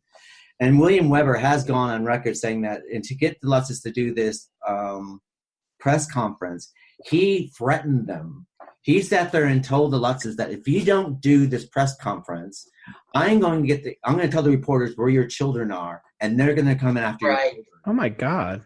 And then what they did is they gave this press conference, and then they disappeared again. So you have with the whole Amityville Horror, you have the book, but you have all this stuff that's going on behind it, sort of thing. And and then you have the kids coming out like Chris and Danny now are sitting there going, I wish that the reporters let us talk. We wanted to talk. We wanted to tell our story. Right. And so they had like no control over what was going on at the same time. And I think Kathy was railroaded by George as well. And then when they were making the movie, what's his name? The guy who played George Lutz, Barbara Streisand's husband. James Brolin. James Brolin. Yeah. He talked to the children, and he said the problem with the children is that when you ask them a question, they didn't go, and then tell their story. They just told their story like that. It's like they were schooled. Oh, yeah. Well, do you not believe that, the documentary watch with Danny, what did you think about that? Do you think that he was telling the truth? I think Danny would be fucked up. I think all those kids would be totally fucked up. I'm sorry. But to be honest, he's got a really bad attitude. Let's face it. He's really aggressive. I forget what he said at one point, the interviewer, but he just snapped, and it was like so quick. He's like, you know what? And like he snapped, and it was, he's fucked up. I agree. Well, there's something wrong with him. There is. I mean, definitely, I don't think he can function. He's an asshole. But no, he's not. I don't think he's an asshole. I think that what you need to do is you need to look at the situation in reality terms, okay? Put yourself in his shoes. You're 12 years old, right? You move into the house. You move out of the house for whatever reasons. You have a really bad relationship with your stepfather. And apparently, father and mother are quite abusive. What he said about, them hitting with spoons, like when they got angry, like it never happened before. He goes, that actually happened all the time. Okay? I think that's a bit telling. Chris Quantico, his brother, basically substantiates this kind of story. These two don't get on, but they substantiate a lot of people's stories. Right. They said that they had experienced stuff in the house. You're at an impressionable age at this time. Right. And you're being told this over and over and over. Now you leave the house. Now the thing is that you get sent to San Diego after something, whatever traumatic happened. Moving is always going to be traumatic. You move in with your grandmother, and then you move to San Diego. And then what happens is your parents go on a press tour. At the same time they send you on a press tour, they send you to the Catholic school. They send their children away, so they got nothing to do with them. Yeah. At the same time, now, whether the story is true or not, that they all thought of him as the horror kid, the Amityville Horror kid, the Amityville kid. And as you said, every time a movie came out about them, their names changed. So he was Danny at one point, Christian at another, and whatever character names these movies came out with for them. And he was always going to be known as the Amityville Horror Kid. Yeah. Right. And so never break that stigma behind him. No, that's true. Well, he's very aggressive, though. He just doesn't. But you have to look at another situation here. You're talking about someone who kept running away from home. Yeah. 14, 15, he kept running away from home. 16, he left home at the age of 16. I would also say he hated George Lutz, though. He hated him. I'd also say that it means his mom has no control over the family situation either. Yeah. I would also say though that because he like he said he wasn't able to tell his story, and so when he did that documentary, it was almost like he felt like he didn't really have to prove anything to anyone. And so he was very guarded with his information, whether that was the abuse that he had from his family or that he was haunted, right? So what he knows is what he knows, and he would rather keep that close to him in order to keep himself safe, and not if that means being a little bit more aggressive when he answers things. I think it's his defense mechanism, right? Because he's went through so much, whether that was the abuse from his family or whether that was that supernatural situation, that he's now going to be always on the defense. So I agree. Like you're going to have a lifetime of experiences of naysayers, no matter, even if let's say that the whole story is true and what he experienced was true. Everyone, probably 1 out of 150 people are going to believe him. The other 149 people are going to sit there going, "You're crazy. You're head or whatever." And so you think it's basically impressionable child? They were told the story over and over again. He insists that he was possessed by some kind of demonic entity, like Linda Blair possessed, I think is quote unquote what he said. So I mean, he actually believes that he had problems and they had to be exorcised, by a priest. I don't know if it was an approved Roman Catholic ritual. It could have been a rogue priest, but he said that that's what happened. Let's face it. And Matthew has a good point about the Warrens because Mr. Warren there, he was supposedly working with the church, but he was never officially working with the church. So, you just don't. I think what you have with the kids also is the thing that Danny and Chris say they were very, very close to their mother. They loved their mother. It was when their parents divorced, it was them, against the world sort of thing. And they were very close to his mother. And the thing is that I think that if you want to discredit anything about the Amityville Horror, the thing is you got to remember that if you love your mother and stuff like this, you got to be careful because you don't want to discredit your mother too much. Right. You love her. Right. And you also have to remember that the Amityville Horror, as far as Danny and even Chris coming out later, the mom has died. And you know what happens when there's a death in the family, that even if the woman is a total bitch, I'm not saying that Kathy Lutz was a bitch, but let's say she's a total bitch, as soon as they die, they go to sainthood. Whenever anyone dies, all of a sudden even if they were a horrible person, unless you're Hitler or whatever, most people enter this period of sainthood sort of thing. And they need to be very, very careful because they need to honor their mother's memory, but they can't really discredit her too much sort of thing. Yeah. I don't think they're trying to discredit. Well, can we all agree that George Lutz was probably the asshole in the family? Because even Danny said that he was probably playing. We thought he was playing with the supernatural this and supernatural that. And he was dabbling, so to speak. He said he was a warlock that could levitate wrenches. There you go. Remember that part? George Lutz was into the dark arts. I mean, he read about it. He had tons of books about it, apparently. The Warrens have massed this up. The Channel 5 film documentary woman said that, that when you looked at the books on the shelf at the Amityville Horror House, when they went into the house with the news crew, there are some very questionable books. It wasn't John Steinbeck's The Grapes of Wrath. It was like, History of the Witchcraft, and he did dabble in that kind of stuff. Now, if you think there's a validity in that kind of life, I'm not quite sure how I believe about, horror or ghosts. I love the idea about it, but I don't know about the reality of the situation, because I've actually never ever really experienced anything, but I'm not discrediting it. And if let's say that it is true, then maybe George started everything off himself because he was drawn to that. And if you're drawn to that and that's your main patriarch of your family, it means the rest of the family is going to probably be drawn into it as well. Yeah. I don't know. I've got all kinds of macabre books of all kinds of weird stuff, and my family's not drawn into it. They think I'm batshit crazy. So, like, I've got a whole library of the occult in my room. But you did say you'd want to buy that house, so I'm just saying. I would buy that house.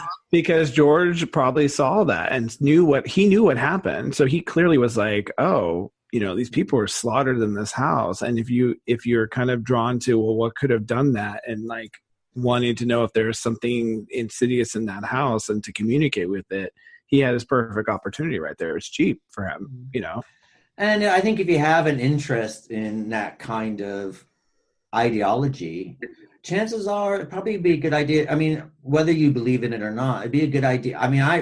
If I was into like the dark arts or stuff like this, and I knew that someone was murdered, and I wanted to prove if it was real or not, I would probably buy that house and play around. I'd probably have my little pentagram underneath the bed, and I'd be praying and get my friends to come naked and do like naked orgies to the and that just sounds like a regular Saturday night, Keith. In the red room. In the red room, yeah. Wait. What's your safe word? Get out. Get the hell out of my house. But I do think that if you do believe in any of that, and there's some validity to that situation. I think that maybe George opened himself up to that sort of thing. Yeah. And I think that I do believe that the Lutz experienced something, because I think it's pretty naive to leave your house after 28 days and they never once stepped foot in that house ever, and they left all their family photos. The thing is, it's because they left their family the personal effects, like family photos, and they left everything behind. So basically, something really scares the hell out of you to just leave everything behind. Like, yeah. But I wouldn't leave everything behind. But they got chased out. Something scared the shit out of them enough. But I do believe something. I do have to question one thing though, because knowing that they left everything behind and stuff like this, I kind of wonder in my Amityville Horror where Danny Lutz got all his baby pictures from. Oh yeah. Oh yeah. Well, she did say in another interview that I saw that they explained to them it wasn't safe to take things out of the house, but there was one cedar chest and it did have family pictures in. That was the one thing they said that was okay to take out of the house, and that's one of the few possessions they did get. Or you can also say it was his real father had pictures too, so he could have gotten pictures from his dad. But it doesn't now. I mean, now that you said about the cedar chest, isn't that a bit convenient? That let's face it, if something happens and you lose your house in a fire or whatever like this, what's the one thing that you're going to miss the most that you cannot replace? It's normally your photos, and that the one thing that they can take away from the house is a cedar chest with the family photos in it. Look! That's what the ghost people said. That's all I know. It's the hope chest. Like, I hope I don't get killed trying to go back in and get this chest. If it was that bad, I mean, probably run in and run out and grab some shit. I would not leave my makeup or my clothes. Sorry. I'd be going and grabbing that shit. Yeah, it's like get out. Yeah. Wait a minute. I got to get my makeup. I know. It's like, stand by. I'm leaving. Bitch.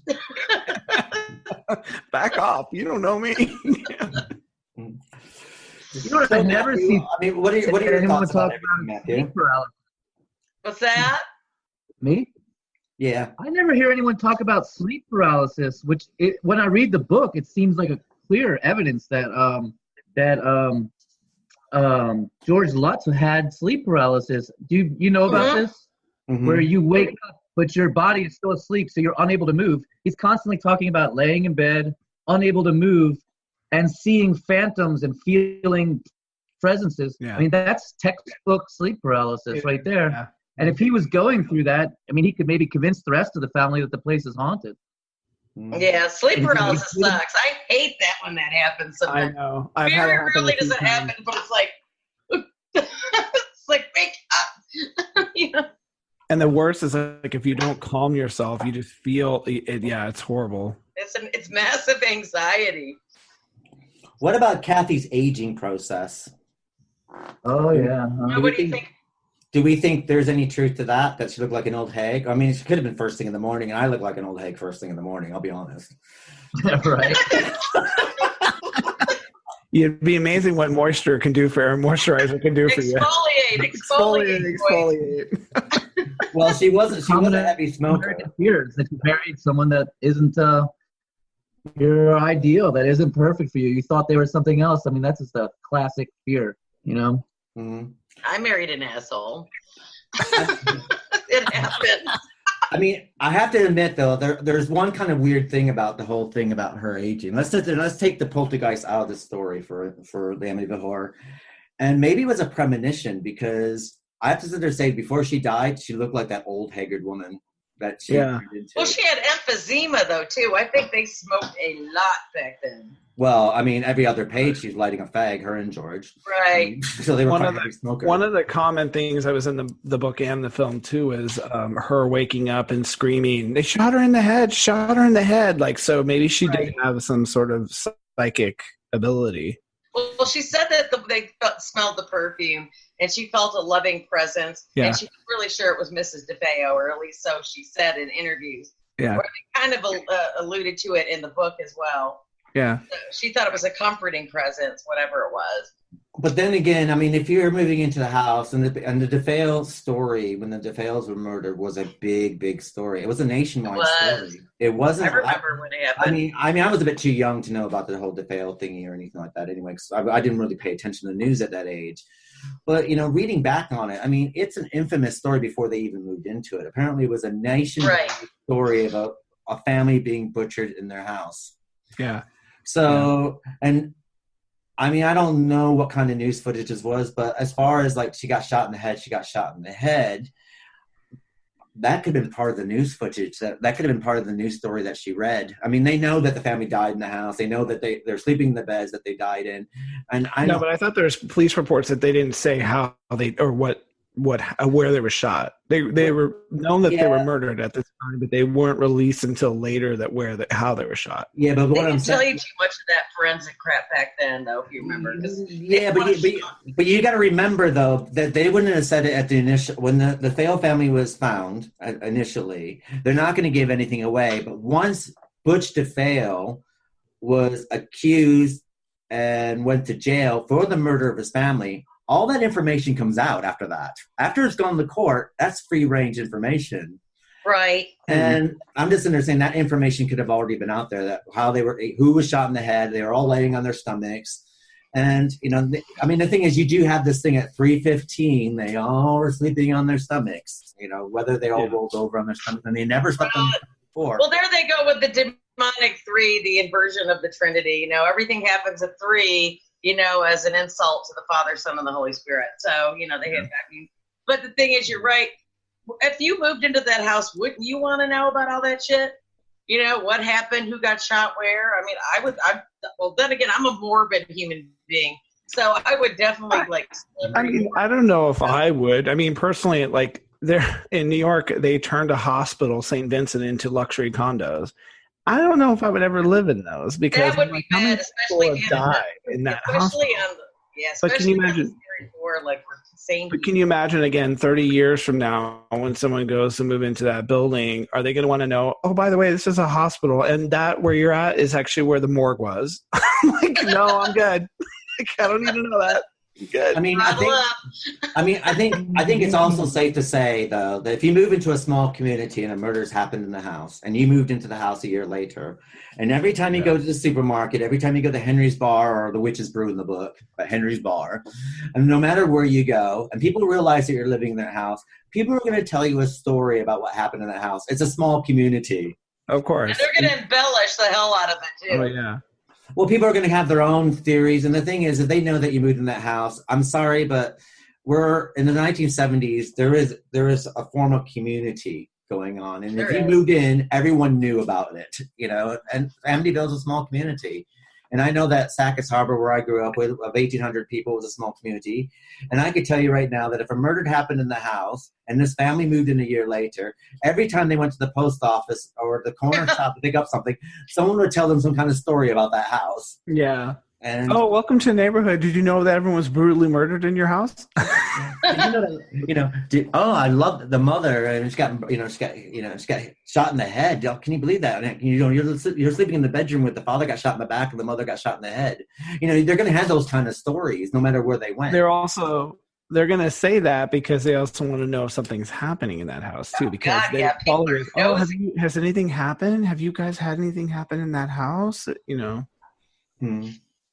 Yeah, people are nosy like that. I would be. I know I would be. You were Mrs. Kravitz. Can I bring my EVP recorder in your house? So I think that open a portal. So I think that when you do have certain things about I just think there's a lot of story licenses that happen with the 3:15 situation. Whether Butch DeFeo murdered his family at 3:15, I don't think we'll ever know. They said it was around 3:00. But 3:15 is quite a nice rounded number. I mean, why not 3:12 or why not 3:09? Whenever they were murdered, the being shot in the head or it's tearing me apart sort of thing, which is apparently Butch DeFeo said when he was on one of his heroin LSD trips. Right. So, and I think that a lot of stuff that might pertain back to the DeFeo family, I think a lot of it would be quite ready information that people can pretty much have access to by that time. I think if Butch had not gone through trial, I think that, and then they had all this access information they shouldn't know about, I think it'd probably be a bit more valid, but he was already incarcerated, so all that story would have been human consumption. He still gets an interview every once in a while, and he still says the same thing. Sort of like Son of Sam, somebody told me to do it.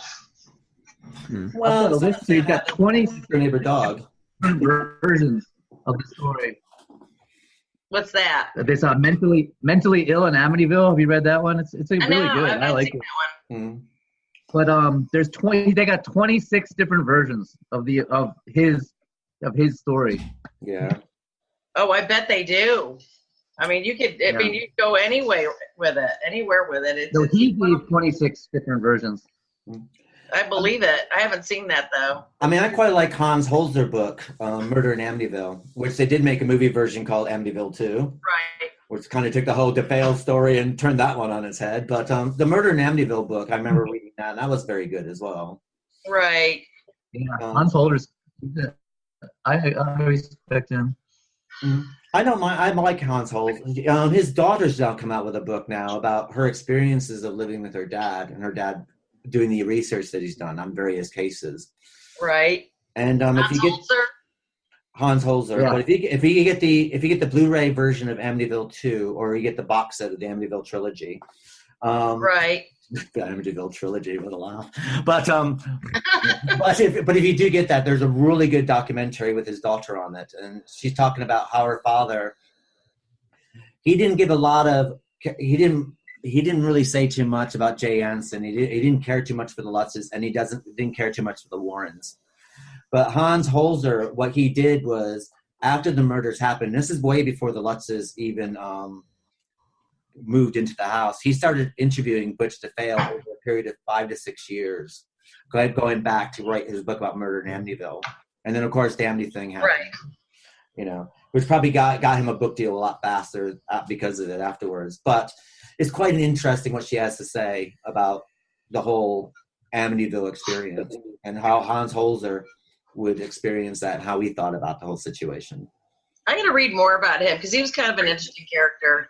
I haven't really paid much attention to a lot of his books, but it's probably looks worthy of a little look-see. Apparently Hans never did anything for money. If someone offered him money, if he did some investigations, he never would take their money, apparently. Which is quite interesting, where apparently the Warrens would send you a bill later. I don't know how much of this is true. Normally, like when we get people like write me message to our page, and like if they need help, we would never charge anybody. People ask, can you please come in and check this out for us? I hate residential investigations. I'd rather much not do them. And I'm probably going to get yelled at for this too, because they get really dicey, and those are messy investigations. They really are. Yeah. I would make them sign a contract for the movie rights. Yeah. It's got to be really good. Conjuring 3. Yeah. I know. Well, I've got to see like spitting heads and the split pea soup, and the horrible things that have gone awry with crucifixes. But it's just. But I mean, residential anything. As far as the Warrens, I don't think the Warrens are saintly by any measure. I think that they did some legitimate investigations. Yes. Did they change paranormal investigations? Yes. But I don't think they're totally. I think they're in it for money too. They got all that crap in their house, that museum. I don't care how good you are. If you have that many possessed inanimate objects in your house, that is going to be some fucked up shit living there. I agree. How good you are. I would be like, to me, it's like you would have something like that when you have like a vault in the middle of a desert that's like 30 whatever below, like, so no, like, that contains that type of an energy. Like you just have it like, here's my curio cabinet. Oh, there's a possessed doll. There's I have to sit there and say that the Warrens Museum reminds me of Friday the 13th, the TV series. The curiosity shop where they have to get back all these possessed items. Or Stephen King's A Needful Thing, If you look up on eBay, the people say actual possessed items. They say this is possessed, that's possessed, ring possessed by jinn, or all kinds of stuff. I mean, this mirror moves and turns around. People buy that shit. Oh yeah. But why would you even want that in your house? Like, oh, hey, it's going to be fun. All of a sudden you're like spinning around on the ceiling. Yeah. It depends. You're better off as a possessed cat. I don't know. I kind of like that stuff. I used to be scared of it back in the day. I love that shit now. It's just like, bring it. So I think that we now come to a conclusion of the book of the Amityville. So Matthew, how did you feel about the book overall? And after having discussions about it, what are your thoughts about the book before we move to our commercial break? Oh, well, like you pointed out, it's not a literary work. It's written rather badly, rather bland. All those exclamation points. I mean, it's exclamation point after exclamation point. But it accomplishes what it sets out to do. It was the 70s, Matthew. Yeah, it was the 70s. But... And what about yourself, John? There was some good writing coming out.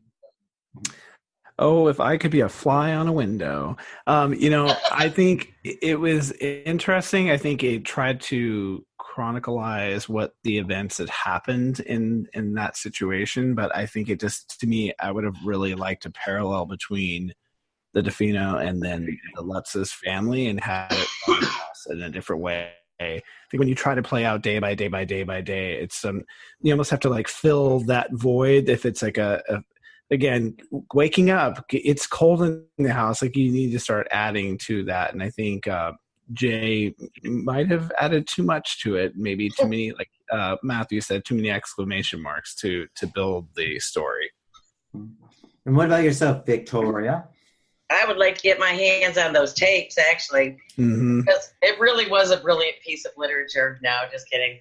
I agree with John. It set out to do what it did. I mean, it gained a lot of popular. It's a cult thing now. It's totally blasted off into cult experience. Did I read it? I read it a couple times, and in the beginning, when you're younger back then, oh my God, this is real. When you get a little older and stuff, you start, maybe I'll reread it, which I did last week.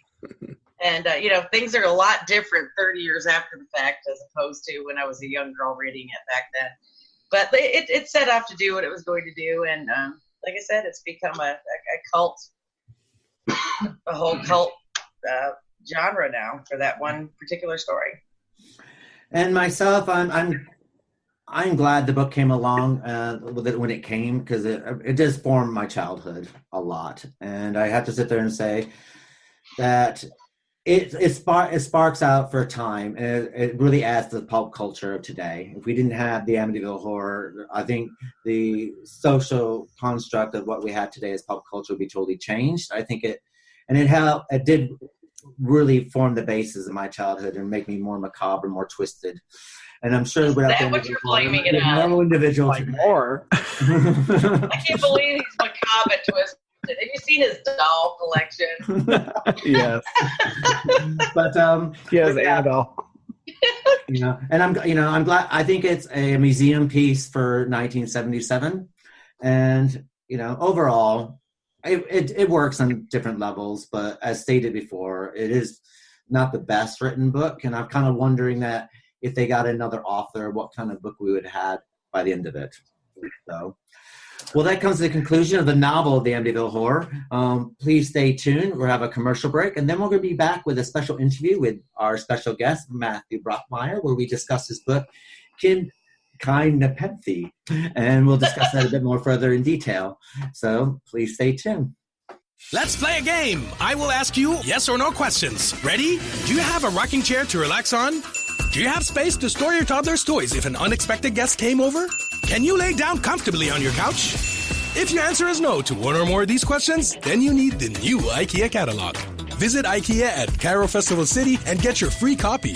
Enjoy 1,000 new ideas and more than 2,000 new lower prices. IKEA 2018 catalog. Make room for life. IKEA. Welcome back. Our next segment will be an interview with Matthew Brockmeyer, and we'll be discussing his book, Kind Nepenthe.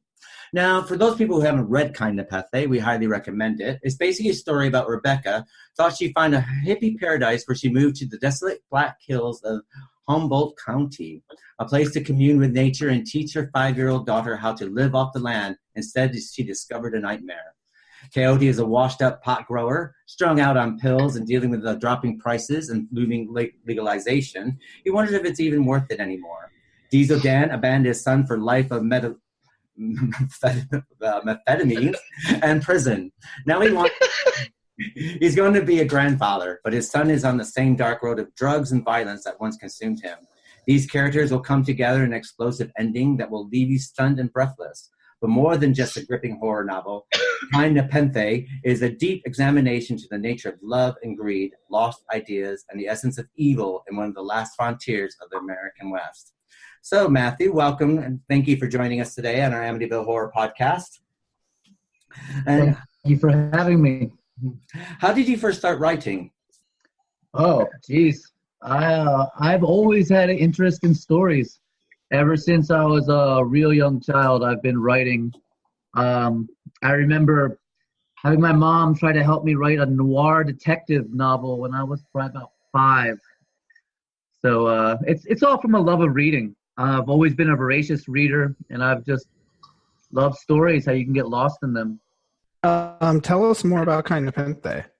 Well, it's I like to consider it almost like Steinbeck's Of Mice and Men, where you have these characters who are searching for this ideal life. They're searching to have a farm. They're searching to live off the land. And they're faced with these obstacles. And then I take it and give it a horror twist. And they're going to grow marijuana and far out in the hills where it's very desolate and there's no people. And the place is haunted. And the neighbors are methamphetamine dealers, and very typical of where I live, actually. And a lot of drama ensues. There's a strong commentary found in your book about people escaping the norms of modern life for a bohemian existence. What led you to write about that in that capacity? Probably my desire to follow that path. My wife and I moved out here. We were pretty idealistic. We wanted to live off the land. There's a lot of hippies out here, a lot of homesteaders. The back to the land movement's huge. And so we came out here, but we were really lucky. We did not have anything like the book happen to us. We have a little farm, and we go to the farmer's market and all that. But I've seen a lot of people they gave up their ideals for a search for money. They wanted money, and so they gave up these ideals that they had in this quest, and then they end up getting on drugs and violence and all of that, because there's a lot of outlaws, and a lot of times you're tugged in two directions. You have this outlaw direction, and then you have this back to the land direction, and those characters epitomize that for me. Yeah, you've had incredible critical response to your first novel. How do you feel about this, and how do you feel about how it's been accepted and embraced? Everyone, if I can get you to read it, you'll like it. It seems like, but there's that getting people to read it is difficult. You know, I'm a relatively unknown writer with a really small micro press, and it's been difficult getting it out there. But it seems to be spreading word of mouth, and I'm really pleased with a lot of people really seem to really like it, and of course that's really affirming and a nice, wonderful thing. So you have a couple short stories about you publish. What differences do you have in writing your short stories versus your novel? Novel to me is like many short stories that come together to build an arc. So while of course in the short stories there's an arc, but a novel is like mini arcs building and building upon each other, like levels of a building, of a house. But in the long run, they're all still tales that have a character that wants something, and there's something in their way, and they're changed by the obstacles that they encounter. What do you have planned for the future as far as writing? You got anything else you got on the burner, so to speak? I'm working on selling a collection of short stories right now. I've got some more short stories that are getting published by various journals and anthologies. You can keep up with me on my Facebook or on my website, www.matthewbrockmeyer.com. And I'm hard at work on a new novel about, how do I even describe this? A cult of blood-worshipping pornographers that a young girl gets caught up in. They're kind of like Charlie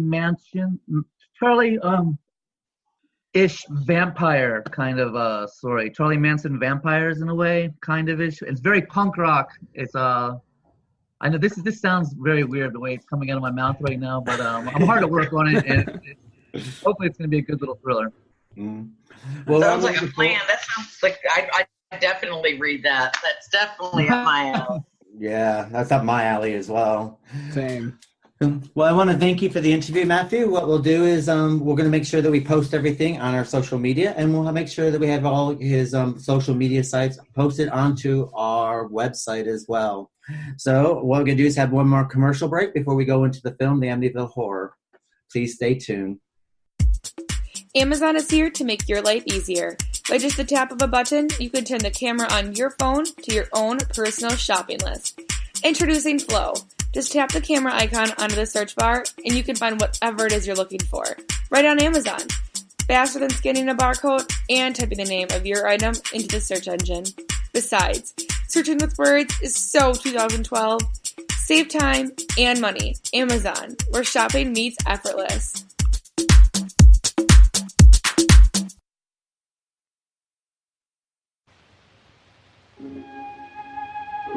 It's the kind of house they don't build anymore. A relic of a time when the world wasn't in such a hurry, when there was still time for a little charm and elegance.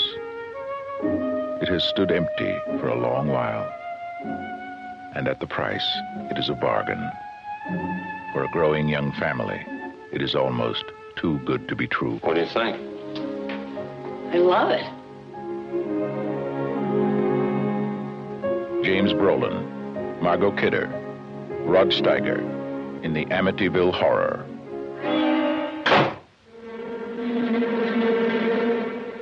God's peace in this house.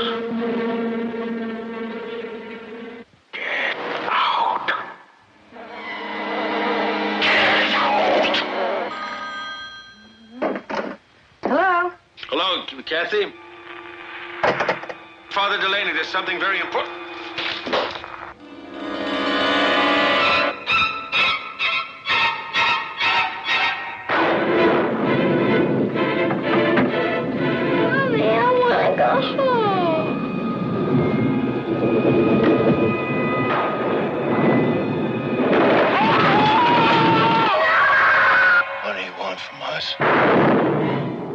What's all going on? We have to do something.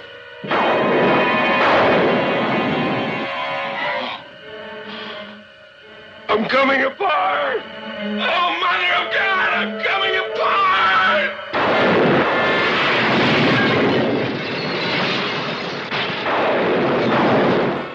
28 days after the Lutz family moved into their dream house,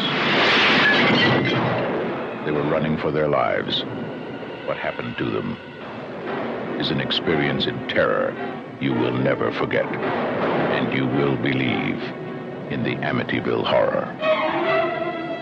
From the best-selling book that made millions believe in the unbelievable, the Amityville Horror.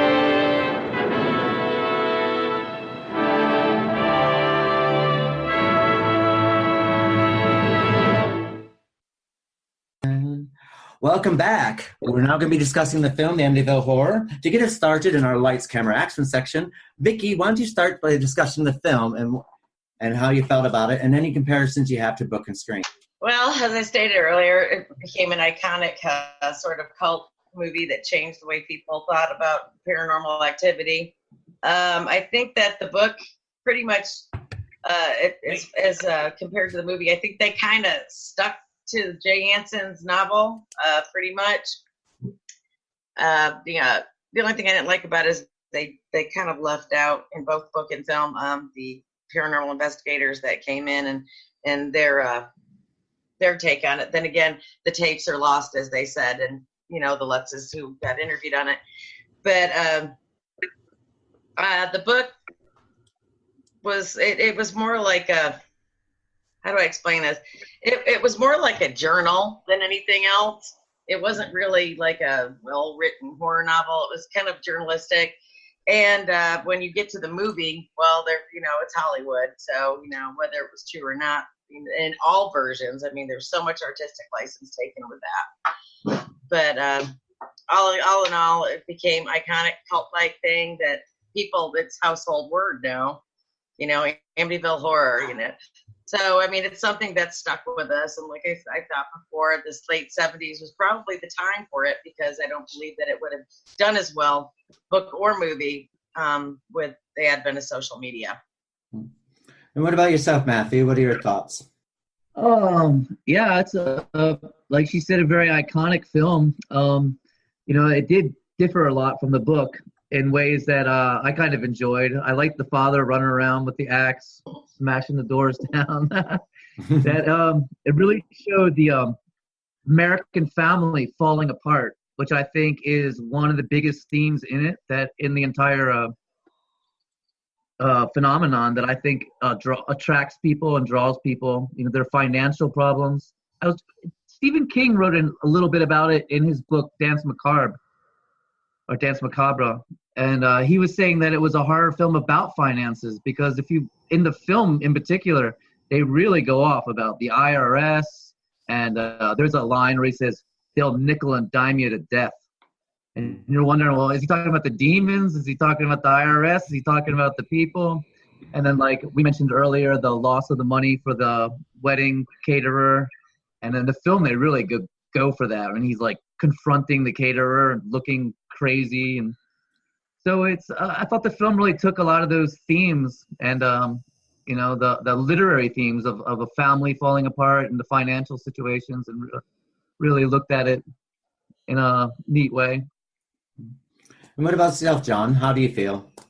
I agree with Matthew. It's like, there is this, it's sort of the all-American family, who has this picturesque house. It's, it's not this perfect house. And then you realize fairly quickly, which was sort of different from the book, because it leads into that, this house has had, multiple murders in it. And even the real estate agent who sits down at the table to fill out the closing papers, like, gets a little, wisp of the air, and she runs quickly out. So it fairly quickly throws you into, there's something not right about this house.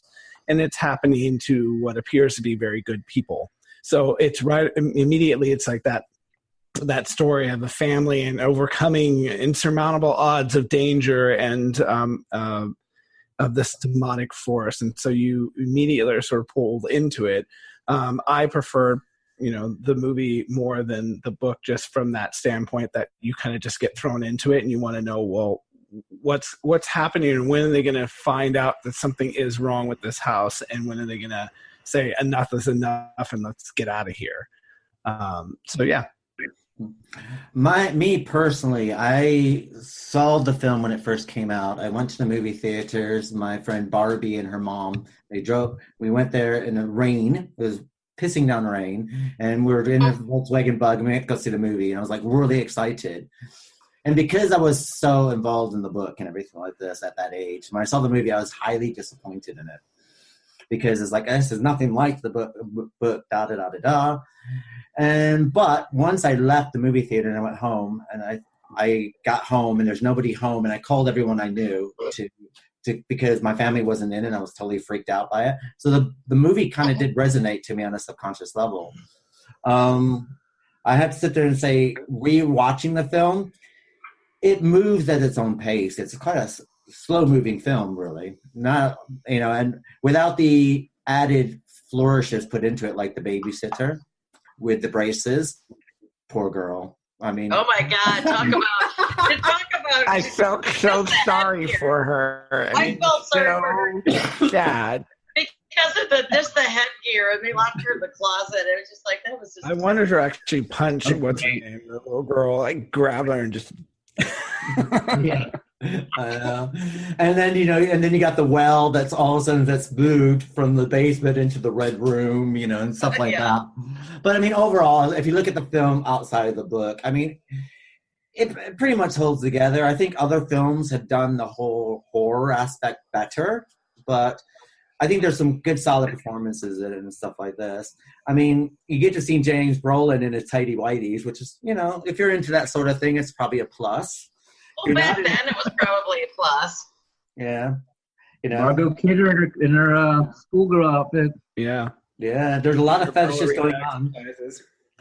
I do have to wonder, though, because when they first move into the house, and you have James Brolin and Margot Kidder as George and Kathy Lutz, and then they're going to have sex, and she's wearing some kind of body stocking on her leg. What the hell was that?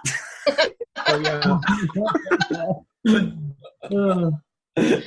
have to rewatch that. I don't remember that. Oh yeah, like a ballerina. Oh, okay. She was doing ballet earlier. I had no idea. I don't know why she just had like. Only you would pick out the kink, Keith. Well, I thought maybe she just had like a compression stocking on in case, to stop her from having like some kind of embolism in her leg or something. I wasn't quite sure. Yeah, I mean, I have to say, I mean, the film is quite a strange thing. I have to sit there and say one of the best theme musics ever for that kind of thing. It's a really haunting theme. And I have to say, if you didn't have the Amityville Horror theme, you probably wouldn't have the Poltergeist theme afterwards. No, absolutely. Yeah. Right. It was nominated for Academy Award for Best Soundtrack. Yeah. And I'd say it's a really good soundtrack. I listened to it on Spotify numerous times, which we will put onto our website for anyone who's got Spotify. But I think, and I think it's filmed beautifully. It's a really nice looking film. I mean, there are a lot of liberties taking place in the film. I mean, the neighbors are nowhere to be seen. This house is like in the middle of nowhere. It's like, it's just like, God. I know there really is no mention of neighbors, book or film. You don't hear anything. The only thing you hear about is DeFeo goes back to a bar and brings a bunch of people into the house. Look, I shot my family. Yeah. Here we are.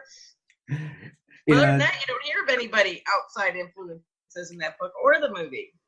Well, what about things that you were saying? Oh, good. Well, what about like the psychic that shows up and is like, I got it. It's just like knocking on the wall. You're like, By the way, the first time she comes, she's just like, I'm not going into that house. And she literally, if she could literally have, put up an iron wall in that car, she would have, because she literally gets in the car, then rolls a window up. I'm like, geez. And then the second time she's like, I got to go in the house. I'm like, what happened, girl? Like, and it's nighttime. So you went from daytime, which is a little less scarier, and to nighttime when there's a thunderstorm and it's like, come on. I know, it's always thundering. Yeah. Like How many when they hours leave, in like that it's car? I mean, she's just sat in that, as either before it's daylight, and when she goes in the house, it's dark. I mean, how long did she sit in that car? Yeah. Maybe she had to go to the bathroom. Maybe that was it. It's like, or she just fell asleep. She's like, oh, and I'm still here. And I like the idea that the aunt has now become the ex-nun aunt is now a full-blooded nun, and she's like in the whole nun, outfit. Yeah. And again, I love how she comes in and she's just like, I gotta go, but she just got here. No, I don't feel well. I gotta go. And then like immediately when she goes out, she's like, she's a nun. She had it coming. Trust me. Yeah, I kept saying to myself, what is it with the religious people? I mean, is it like sort of this? I know it's like against the order, like demonic presence is reaching out to these people and torturing them, but it's like what? Why were they the most impacted? It's weird. Well, it was singling them out. If it was truly demonic and that's what they were going for. No, but wouldn't faith protect you then? You have you literally be like, well, then what's the point? You can't even pray. Satan has dominion over the planet. Yeah. There's one thing I've learned through horror films and reading horror books, that if you're not Catholic, you're completely safe.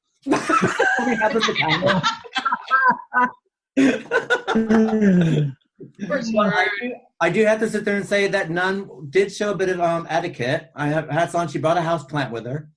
Yeah, that was really nice of her. That she dropped it. She's like, "Oh, I missed the ledge." Oh. Made a mess. George, stop her from leaving, George. Well, what about the priest? I mean, in the book, he basically just has the flu for however long. In the book, I mean, he goes blind. He's like, sick. Well, Rob Steiger, yeah, he got totally fucked with in that film, man. If anybody got it, it was Rob Steiger. There's also this weird moment that happens when he's like basically having it out with, I'm assuming like the archdiocese or whoever's there who is like his boss, and it's like the two of them are just going at it, and I kind of was like, I think at one point it's like, damn it. And I'm like, is that how a priest should be talking? Wait, what? They used to drink, they used to smoke. I remember several priests, and I will not say their names, but they were always had a drink and a smoke in their hand. I remember growing up, I never understood that. And as far as nuns, I always thought they were a third sex. I didn't even think they were.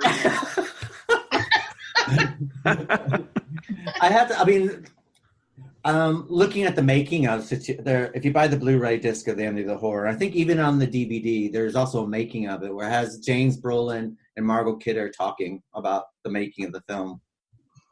And James Brolin and Margot Kidder hated each other. They didn't get on because they're two different acting styles. And James Brolin was the kind of actor that had to know exactly where his mark was at what certain time on what certain line. And Margot was like, just let it go free. I'm a bohemian. I'm a whatever. I mean, obviously she let a lot go free in this movie.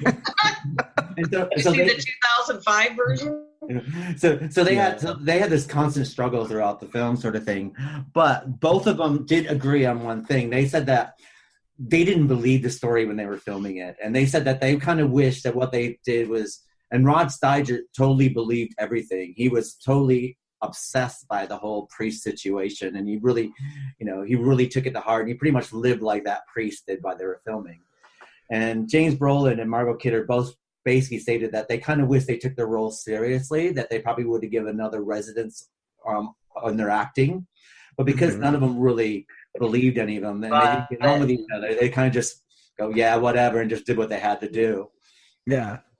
But the funny thing about it is that everyone that's done the Amityville Horror movies, whether it's recent or the subsequent sequels, there has been a bit of haunting quality that's happened with all their careers, is that their careers stalled afterwards. Oh, yeah. And that's true. And when you watch the Amityville Horror 2, The Possession, and there's interviews on there, Burt Young and the characters cast their career stalled. The only person whose career never stalled from an Amityville Horror film ever was Meg Ryan in Amityville 3. Her career went up and up and up, but everyone else's careers just stalled for like 2-3 years before anyone would hire them again. Well, what's his name is actually doing well too. That plays Deadpool. Ryan Reynolds. Well, I mean if we're going to take the reboot, I mean, talking about taking something and running with it. Oh my God. They literally took what was part of the charm, I guess, of Amityville, and even the story of Amityville is the unknown. Like, we just don't know what happened and the things that happened in the house completely, And so it's one of these things where it's best sometimes to go, what was that black goo? What was that red room? When you start to take it and then do remakes and you make maleficent forces and like manifest them and all that's when it just goes way off the rails. And who didn't know that George Lutz was so ripped? Yeah, I know. Oh, no kidding. Just like, I was like, you can stab me with an axe all you want. Go ahead. What did they say? He was too ripped for a movie like that. He was just too ripped. And you think about though, and that was more the Amityville Horror, the first version movie. It was more about the house, and they made it more about the people in the 2005 version. True. Well, the 2005 version, they went back to more about it was the DeFeo Murders that was creating the hauntings. It was going back to the DeFeos, the 2005, and the original film, they were more about as you said, the haunting. And I think it was interesting. The original film, and they're walking them, the realtor's walking them through the house. I do like those takes where it was like those like sharp cutting like glimpses into the past when she opens the door and it's like the door opens again and it's him shooting, that was really kind of cool how, again, they ran that in parallel, sort of. The fly situation with Todd Steiger, apparently, I felt when you find out how they did that, I feel quite sorry for him. Because, I mean, this is way before CGI'd. And what they did was they painted his face with sugar water and then threw him in this room with all these flies. Just like in there. We almost got the take. We almost just stand still. Just stands there like 30 minutes later. Flies. God. I didn't know they did that. That's gnarly. Yeah, it was quite funny, actually, watching that. But I mean, I think the film overall, I mean, I think it kind of accomplishes something. Though, I kind of wonder. But then again, if they stuck to the book, and that's that they stuck literally to the book, maybe the film would have been quite boring. Because as you said before, nothing much really happens. They tried to, because I felt like there were those cut scenes where it's like the first day, the second day, that they tried to do the chronicalizing the days of events, but I actually I was like saying this to someone the other day, the little girl Missy, man, she needed the governess from The Innocents, man. That girl, she was mean. Oh, if anyone needed to be beaten with wooden spoons, it was her. Yeah. I have to sit there and say, though, I mean, it's kind of weird, the artistic license that they took. I mean, the whole thing about, when Danny gets his hand crunched by the window situation. And in the book, they take him to the hospital. In the movie, they don't. By the time he gets downstairs, his hand's gone completely normal. Then now Danny says that this part of the story is true, because he, in my Amityville Horror, he shows his hand. He goes, "See my hand?" He goes, "This hand's kind of flat, but this pinky is da-da-da-da-da," sort of thing. Can't remember exactly what he says. So, but I think in the movie, aren't they like teasing Missy with like a fake spider or something? Yeah. That was a great scene. And she's like, she's teasing her dolls. She's like, "Don't you?" Whatever she's saying to her dolls. Okay, where'd she learn that from? Loving family. But they didn't show the dysfunction too much, and the children definitely they did kind of show a little of the tension between Danny and George, but those kids just didn't like him in real life. They didn't really represent that. I'm surprised that house is still standing, because, I mean, let's face it, the window came smashing through, the doors came far out. I mean, it's like... Well, I heard they remodeled a part of it, but they didn't... The windows, they did, because they didn't want the eye thingies going on. Yeah. And then they actually changed the address to 108 to try to deter people like myself from coming into your house. But you now know it's 108, so... But, I mean, I think... with the film, there's a lot more explosions going on, and I mean, he falls through the stairs into the blood well, and and the wall, it's not like just a little bit of seeping from like the locks. It's coming down the walls or sliding down the stairs. Yeah. So I mean, you almost have to take the book and the film, and they're like two different entities. The only thing I think they really do share is probably the names. The one thing was also I noticed like towards the end of the film too, which I thought was weird, was when Kathy gets those like boils on her face. Like, wouldn't that be like, okay, we need to get the hell out of this house? Like that was like a clear indication of something's really wrong with this house. And then in the next scene, they're like sleeping, and I'm like, wait. What? How would you even go to bed after that? I would be like, I can't even. And then she's fine. Like, she's clearly has no boils on her. So there were some weird moments, like when things happen, that they just are kind of like, oh yeah, whatever, we're good, we're fine. Well, I know I'd probably be upset if I had boils all over my face. I would be definitely taking issue with that. I definitely wouldn't be going to sleep like directly thereafter. So yeah. I mean, another thing is like I don't know how long George and Kathy are married. But then Kathy's like, we don't make love anymore. It's like, well, isn't that normal? No, because they make it seem, but they make it seem like they're newlyweds in some ways. Because when they meet the realtor, he even said, she goes, "Oh, this would be a lovely place for you to have your family," and he's like, "No, we already have one. And she's like, oh, you're so bad, but it's like they mentioned before that, like, oh, we just got married, whatever. So it seems like they're fairly newlywed. I have to, from the book and the film, I have to wonder about what level of society they are on a financial level. I mean, George owns a boat, which is not cheap. It's like owning a horse. Yeah. It's like, you can't own a horse if you're on welfare sort of thing, because it costs No. to house it and stuff like that. So they own a boat. We know that. But at the same time, they don't have their own furnishings. No. Did they own the boat, or was that part of the boathouse? No, it was his boat. He had a boat. Yeah, because actually in real life. Yeah, they said they could afford the house because he no longer had to house his boat somewhere else and pay for marina costs, that he could move his boat there, and that would save costs, would help him afford the house. Yeah. Sort of thing. But he had his own business. It was a family business. And they said another thing in their defense, they said they possibly couldn't have gotten that far into debt owning the house because they were only there for a month. Yeah, that's true. Yeah. I mean, I feel sorry for the kids because they got this house, and it's got a great big 3-story house. They got a playroom, and they have a swimming pool that they're never going to use. I mean, you got to feel sorry for them. Part of me also said that too. Like they had 3 kids, but that house and property is way beyond what that they would need, I would think, for that size of a family. But then I don't know, because even like, oh, you can turn the garden shack into a I was like, what? Yeah. Well, I mean, the thing is about the Lutzes in general. I mean, it is a huge house for them, and and why did the boys share a room? There's actually enough. I know. For each of them that have their own room, sort of thing.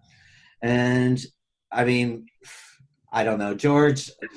I have problems with George. I don't know what it is. I mean, the whole family.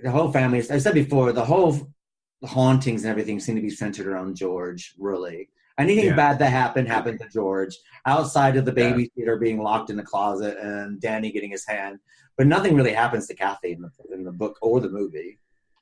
I mean, he does seem to be the center of the whatever.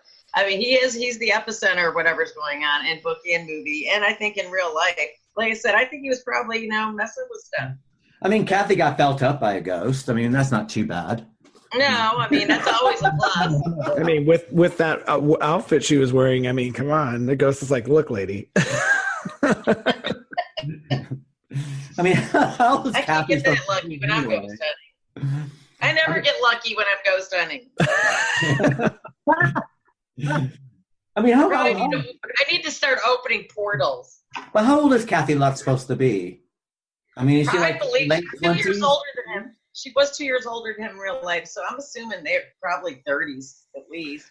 So what he was a Marine. So they were basically, in their 20s. That's right. He was 28, if I remember she would have been correct. 30. Yeah.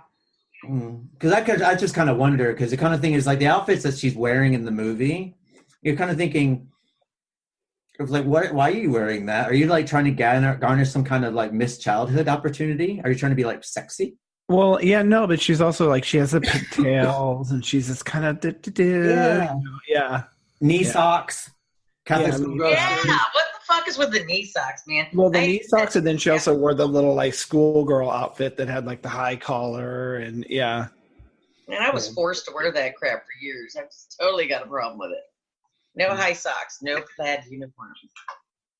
I have to sit there and say though, George Lutz must have been really fit, considering that all that wood he was chopping. I mean, he should have some really good arms at the end of those 28 days. Yeah. Well, James Brolin was looking pretty, I mean, he was after it.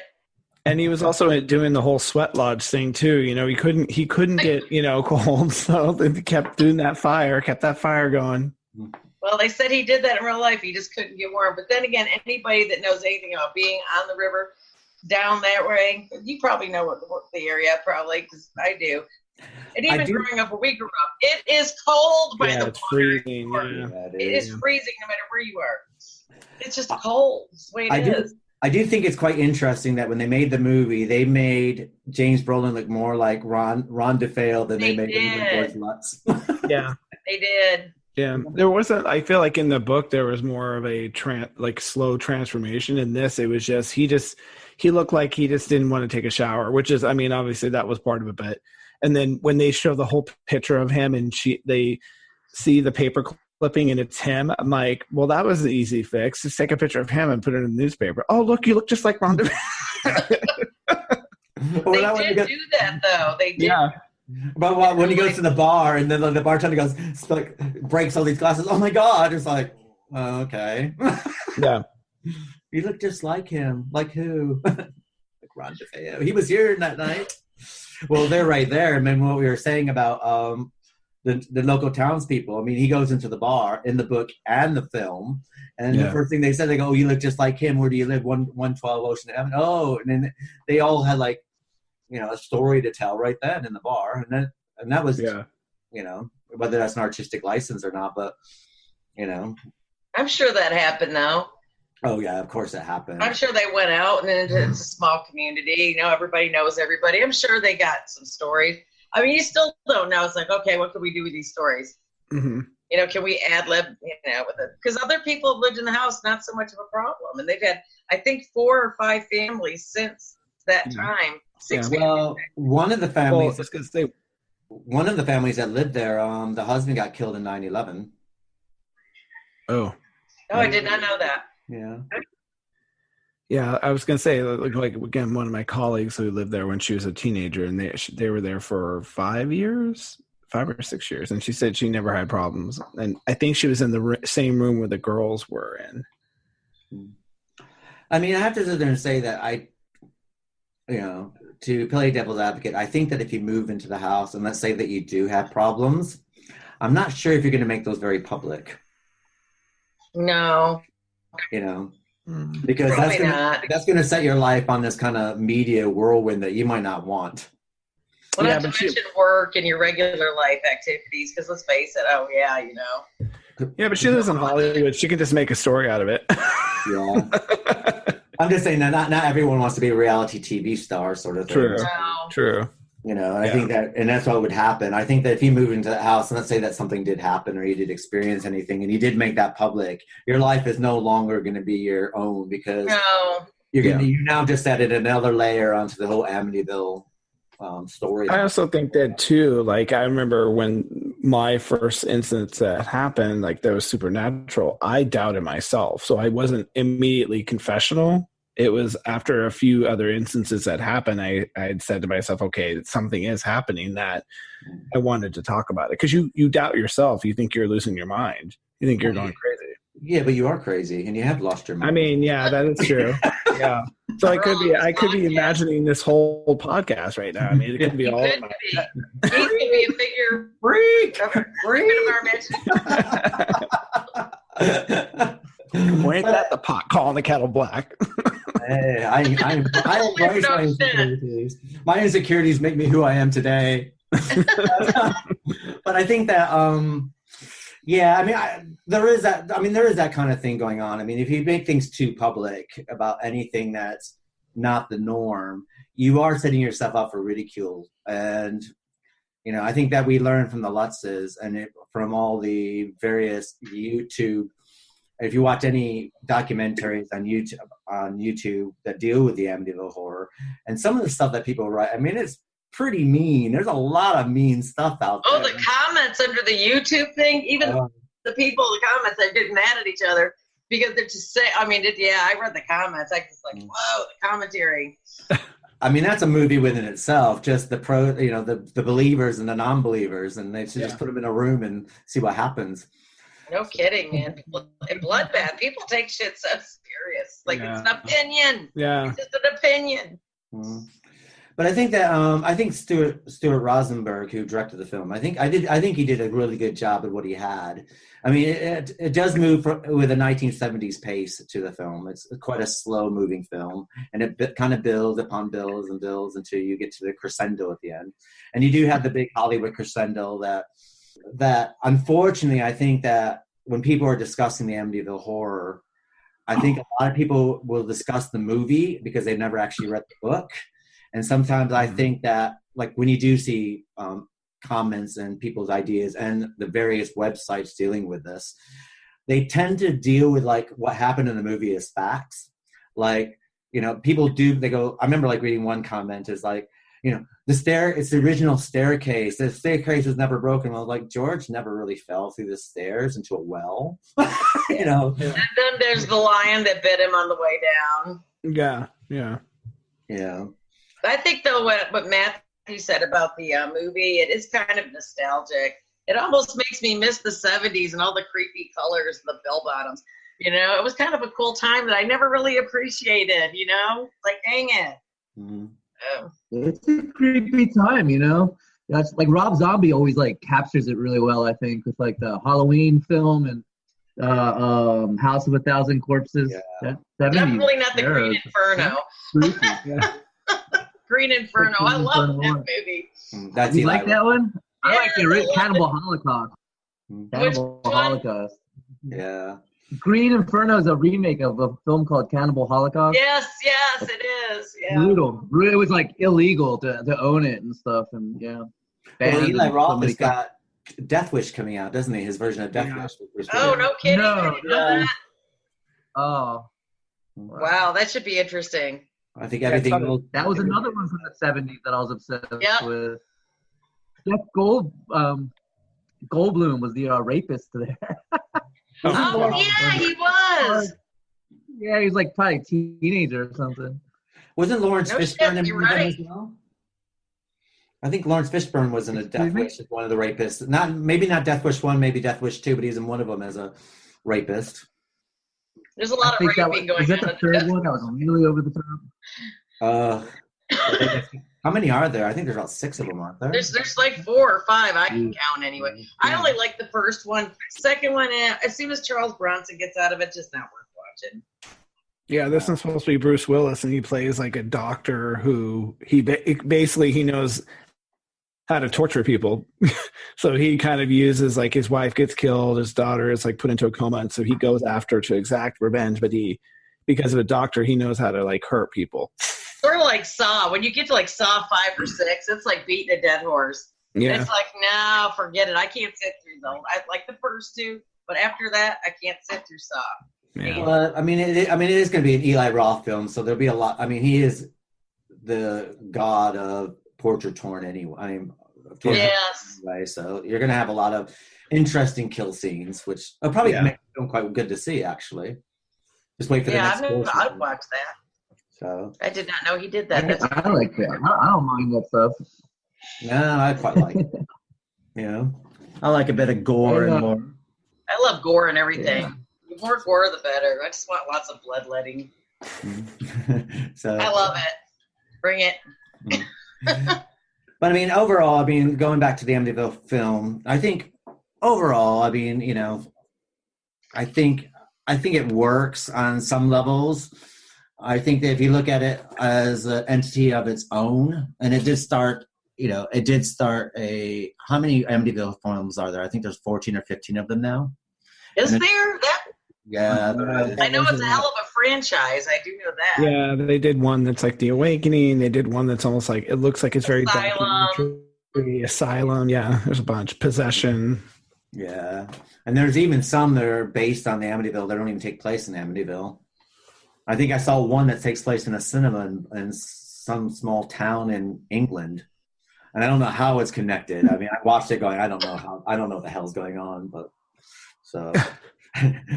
But I guess to wrap this up, I guess the best thing to do is to start our final thoughts, Matthew. What are your final thoughts on the film and the Amityville Horror, the film?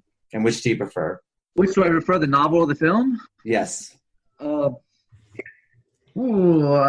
guess the film. It's more dramatic. There's as a story, it's, you know, there's more going on. There's more tension. I think it maybe even says a little more.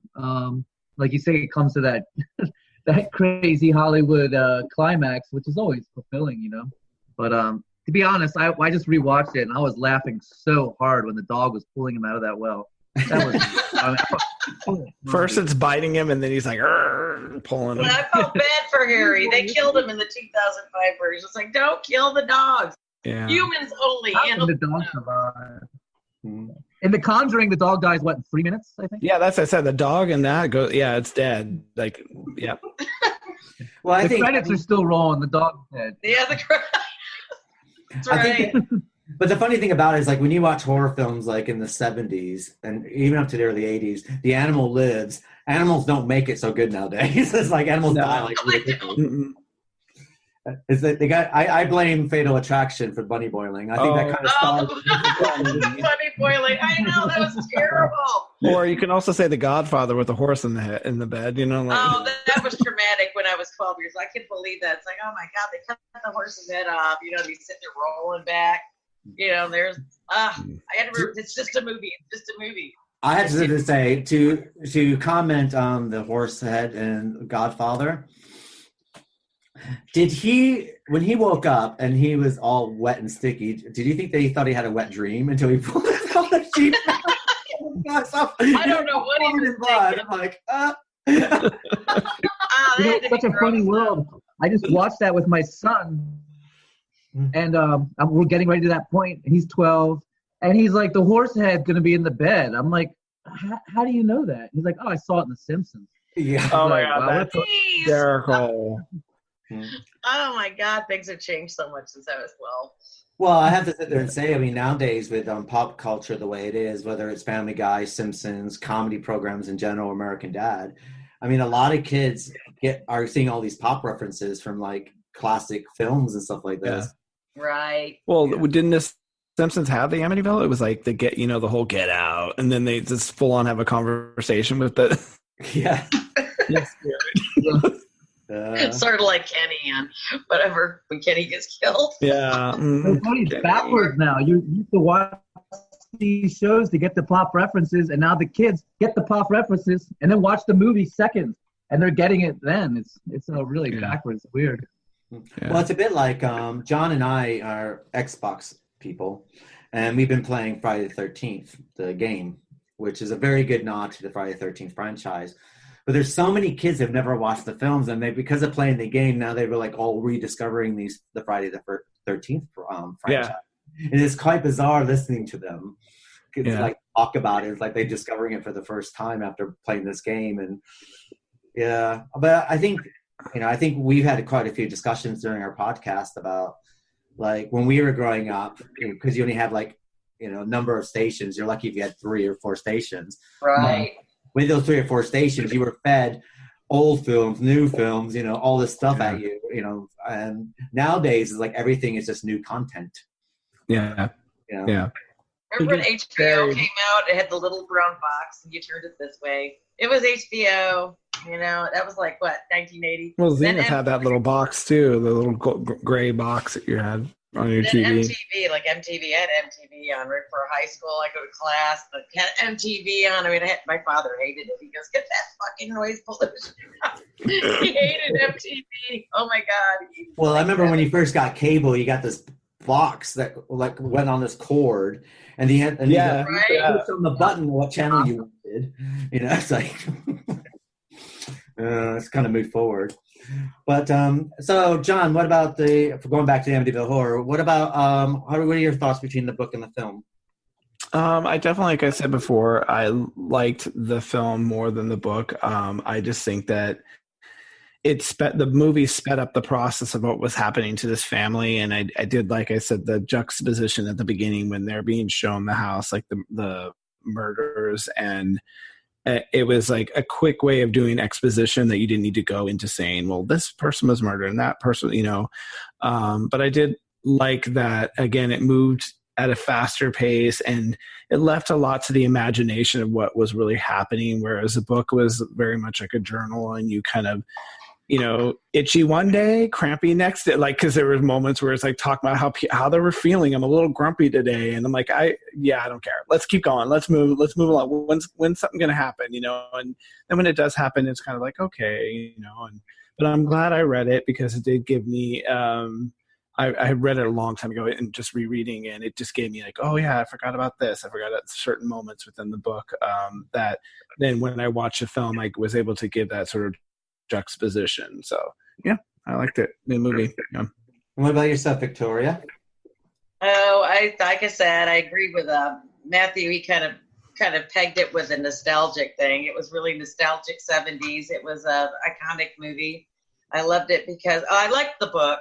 I mean, like I said, it was journalistic. I mean, that is probably the easiest horror story I've ever read. It's such an easy read. It just is. There's not a whole lot of, like what you said, it's not of mice and men or anything like that. I mean, it's an easy read.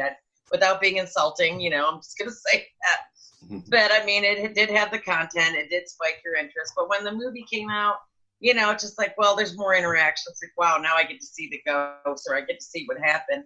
And I see the interaction of the family and how they dealt with their 28 days in this house. And for the 70s, it was a great film. It was well done.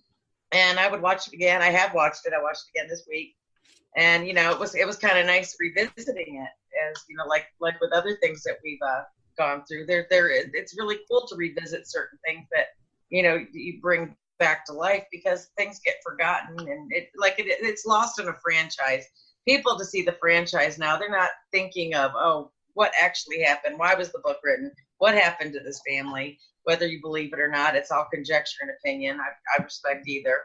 But no, I mean, I like the book. Like I said, it's easy read, but I really liked the movie. I loved the movie. I thought, I liked Margot Kidder, and I liked the interaction between her and James Brolin, even though they hated each other's guts when they filmed it.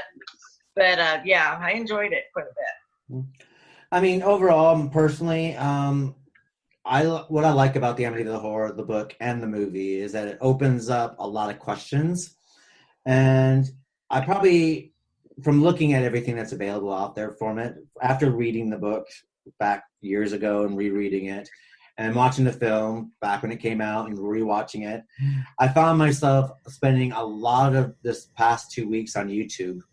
And it does make you want to research it. And I sit there and say, what the Amityville Horror has done for me is it's probably the only book and film franchise I've done so much research for, even outside of doing this podcast, even before this podcast, even before we mentioned doing this as an episode. I sit there and say, I've always, every time there's, a documentary or something like that, I still feed myself into the Amityville Horror. And I sit there, I think that the book is interesting. I said before, it opens up a lot more questions than it answers. And the film, it's a Hollywood experience, and I think it is what it is. And, whether it's true or not, I don't think that we'll ever really truly know what is true and what isn't. But, but I'm glad that we covered it, and I think it is what it is, Yeah. I hope it sparks interest when our listeners hear this, because it really is. Either way, even the behind the scenes and everything, it's fascinating. Every avenue of it's fascinating. The story behind the scenes, the book, why things happen. It's just one of those. It's one of those American myth things that's just going to go on. It has a shelf life, but I don't know how long. Well, it looks like it's not going away. I mean, there was a film that came out last year with Jennifer Jason Leigh and the gay. That actually looks good. It's okay. They run with it. I mean, now at least they're back at the original house. They're moved into the original house. Right. It looks like there's another one planned. So, looks like it's going to be living for years to come. Absolutely. Nice. So, thank you, Matthew, for joining us, and thank you to our literary license listeners. You can find all of our podcasts and social platforms on our website at llpodcast.com. Make sure to download, like, share, and repeat. Until next time, whenever in doubt, get out. Right. Thanks, guys. Thanks, everyone. Thank you. Bye. Bye, y'all. I think somewhere along the line that the George's beliefs and practices and things that he was directly involved with triggered and was a catalyst to what was going on in the house. And it was kind of like a magic trick gone bad that you couldn't shut off.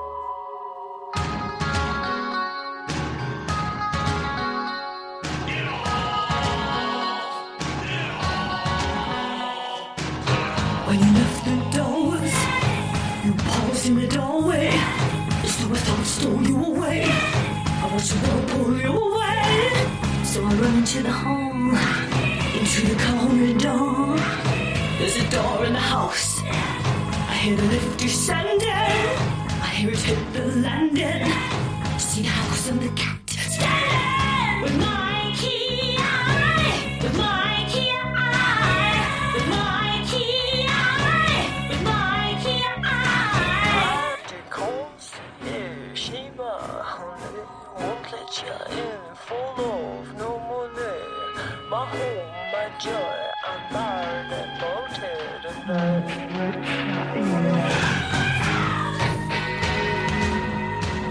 strangers feet will enter me. I wash the face, I clean the stains. This house is so divine. This house knows all I have done. They come with a hanging round them. The kind of light down with my key eye, with my key eye. This house is full of madness. This house is full of mistakes. This house is full of madness. This house is full of with my keeper eye, with my keeper eye, with my keeper eye, with my keeper eye.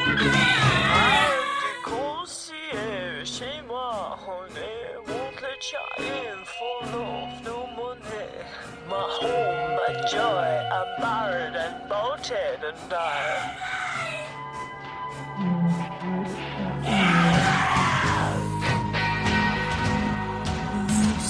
Strangers' feet will enter me. I wash the face, I clean the stains.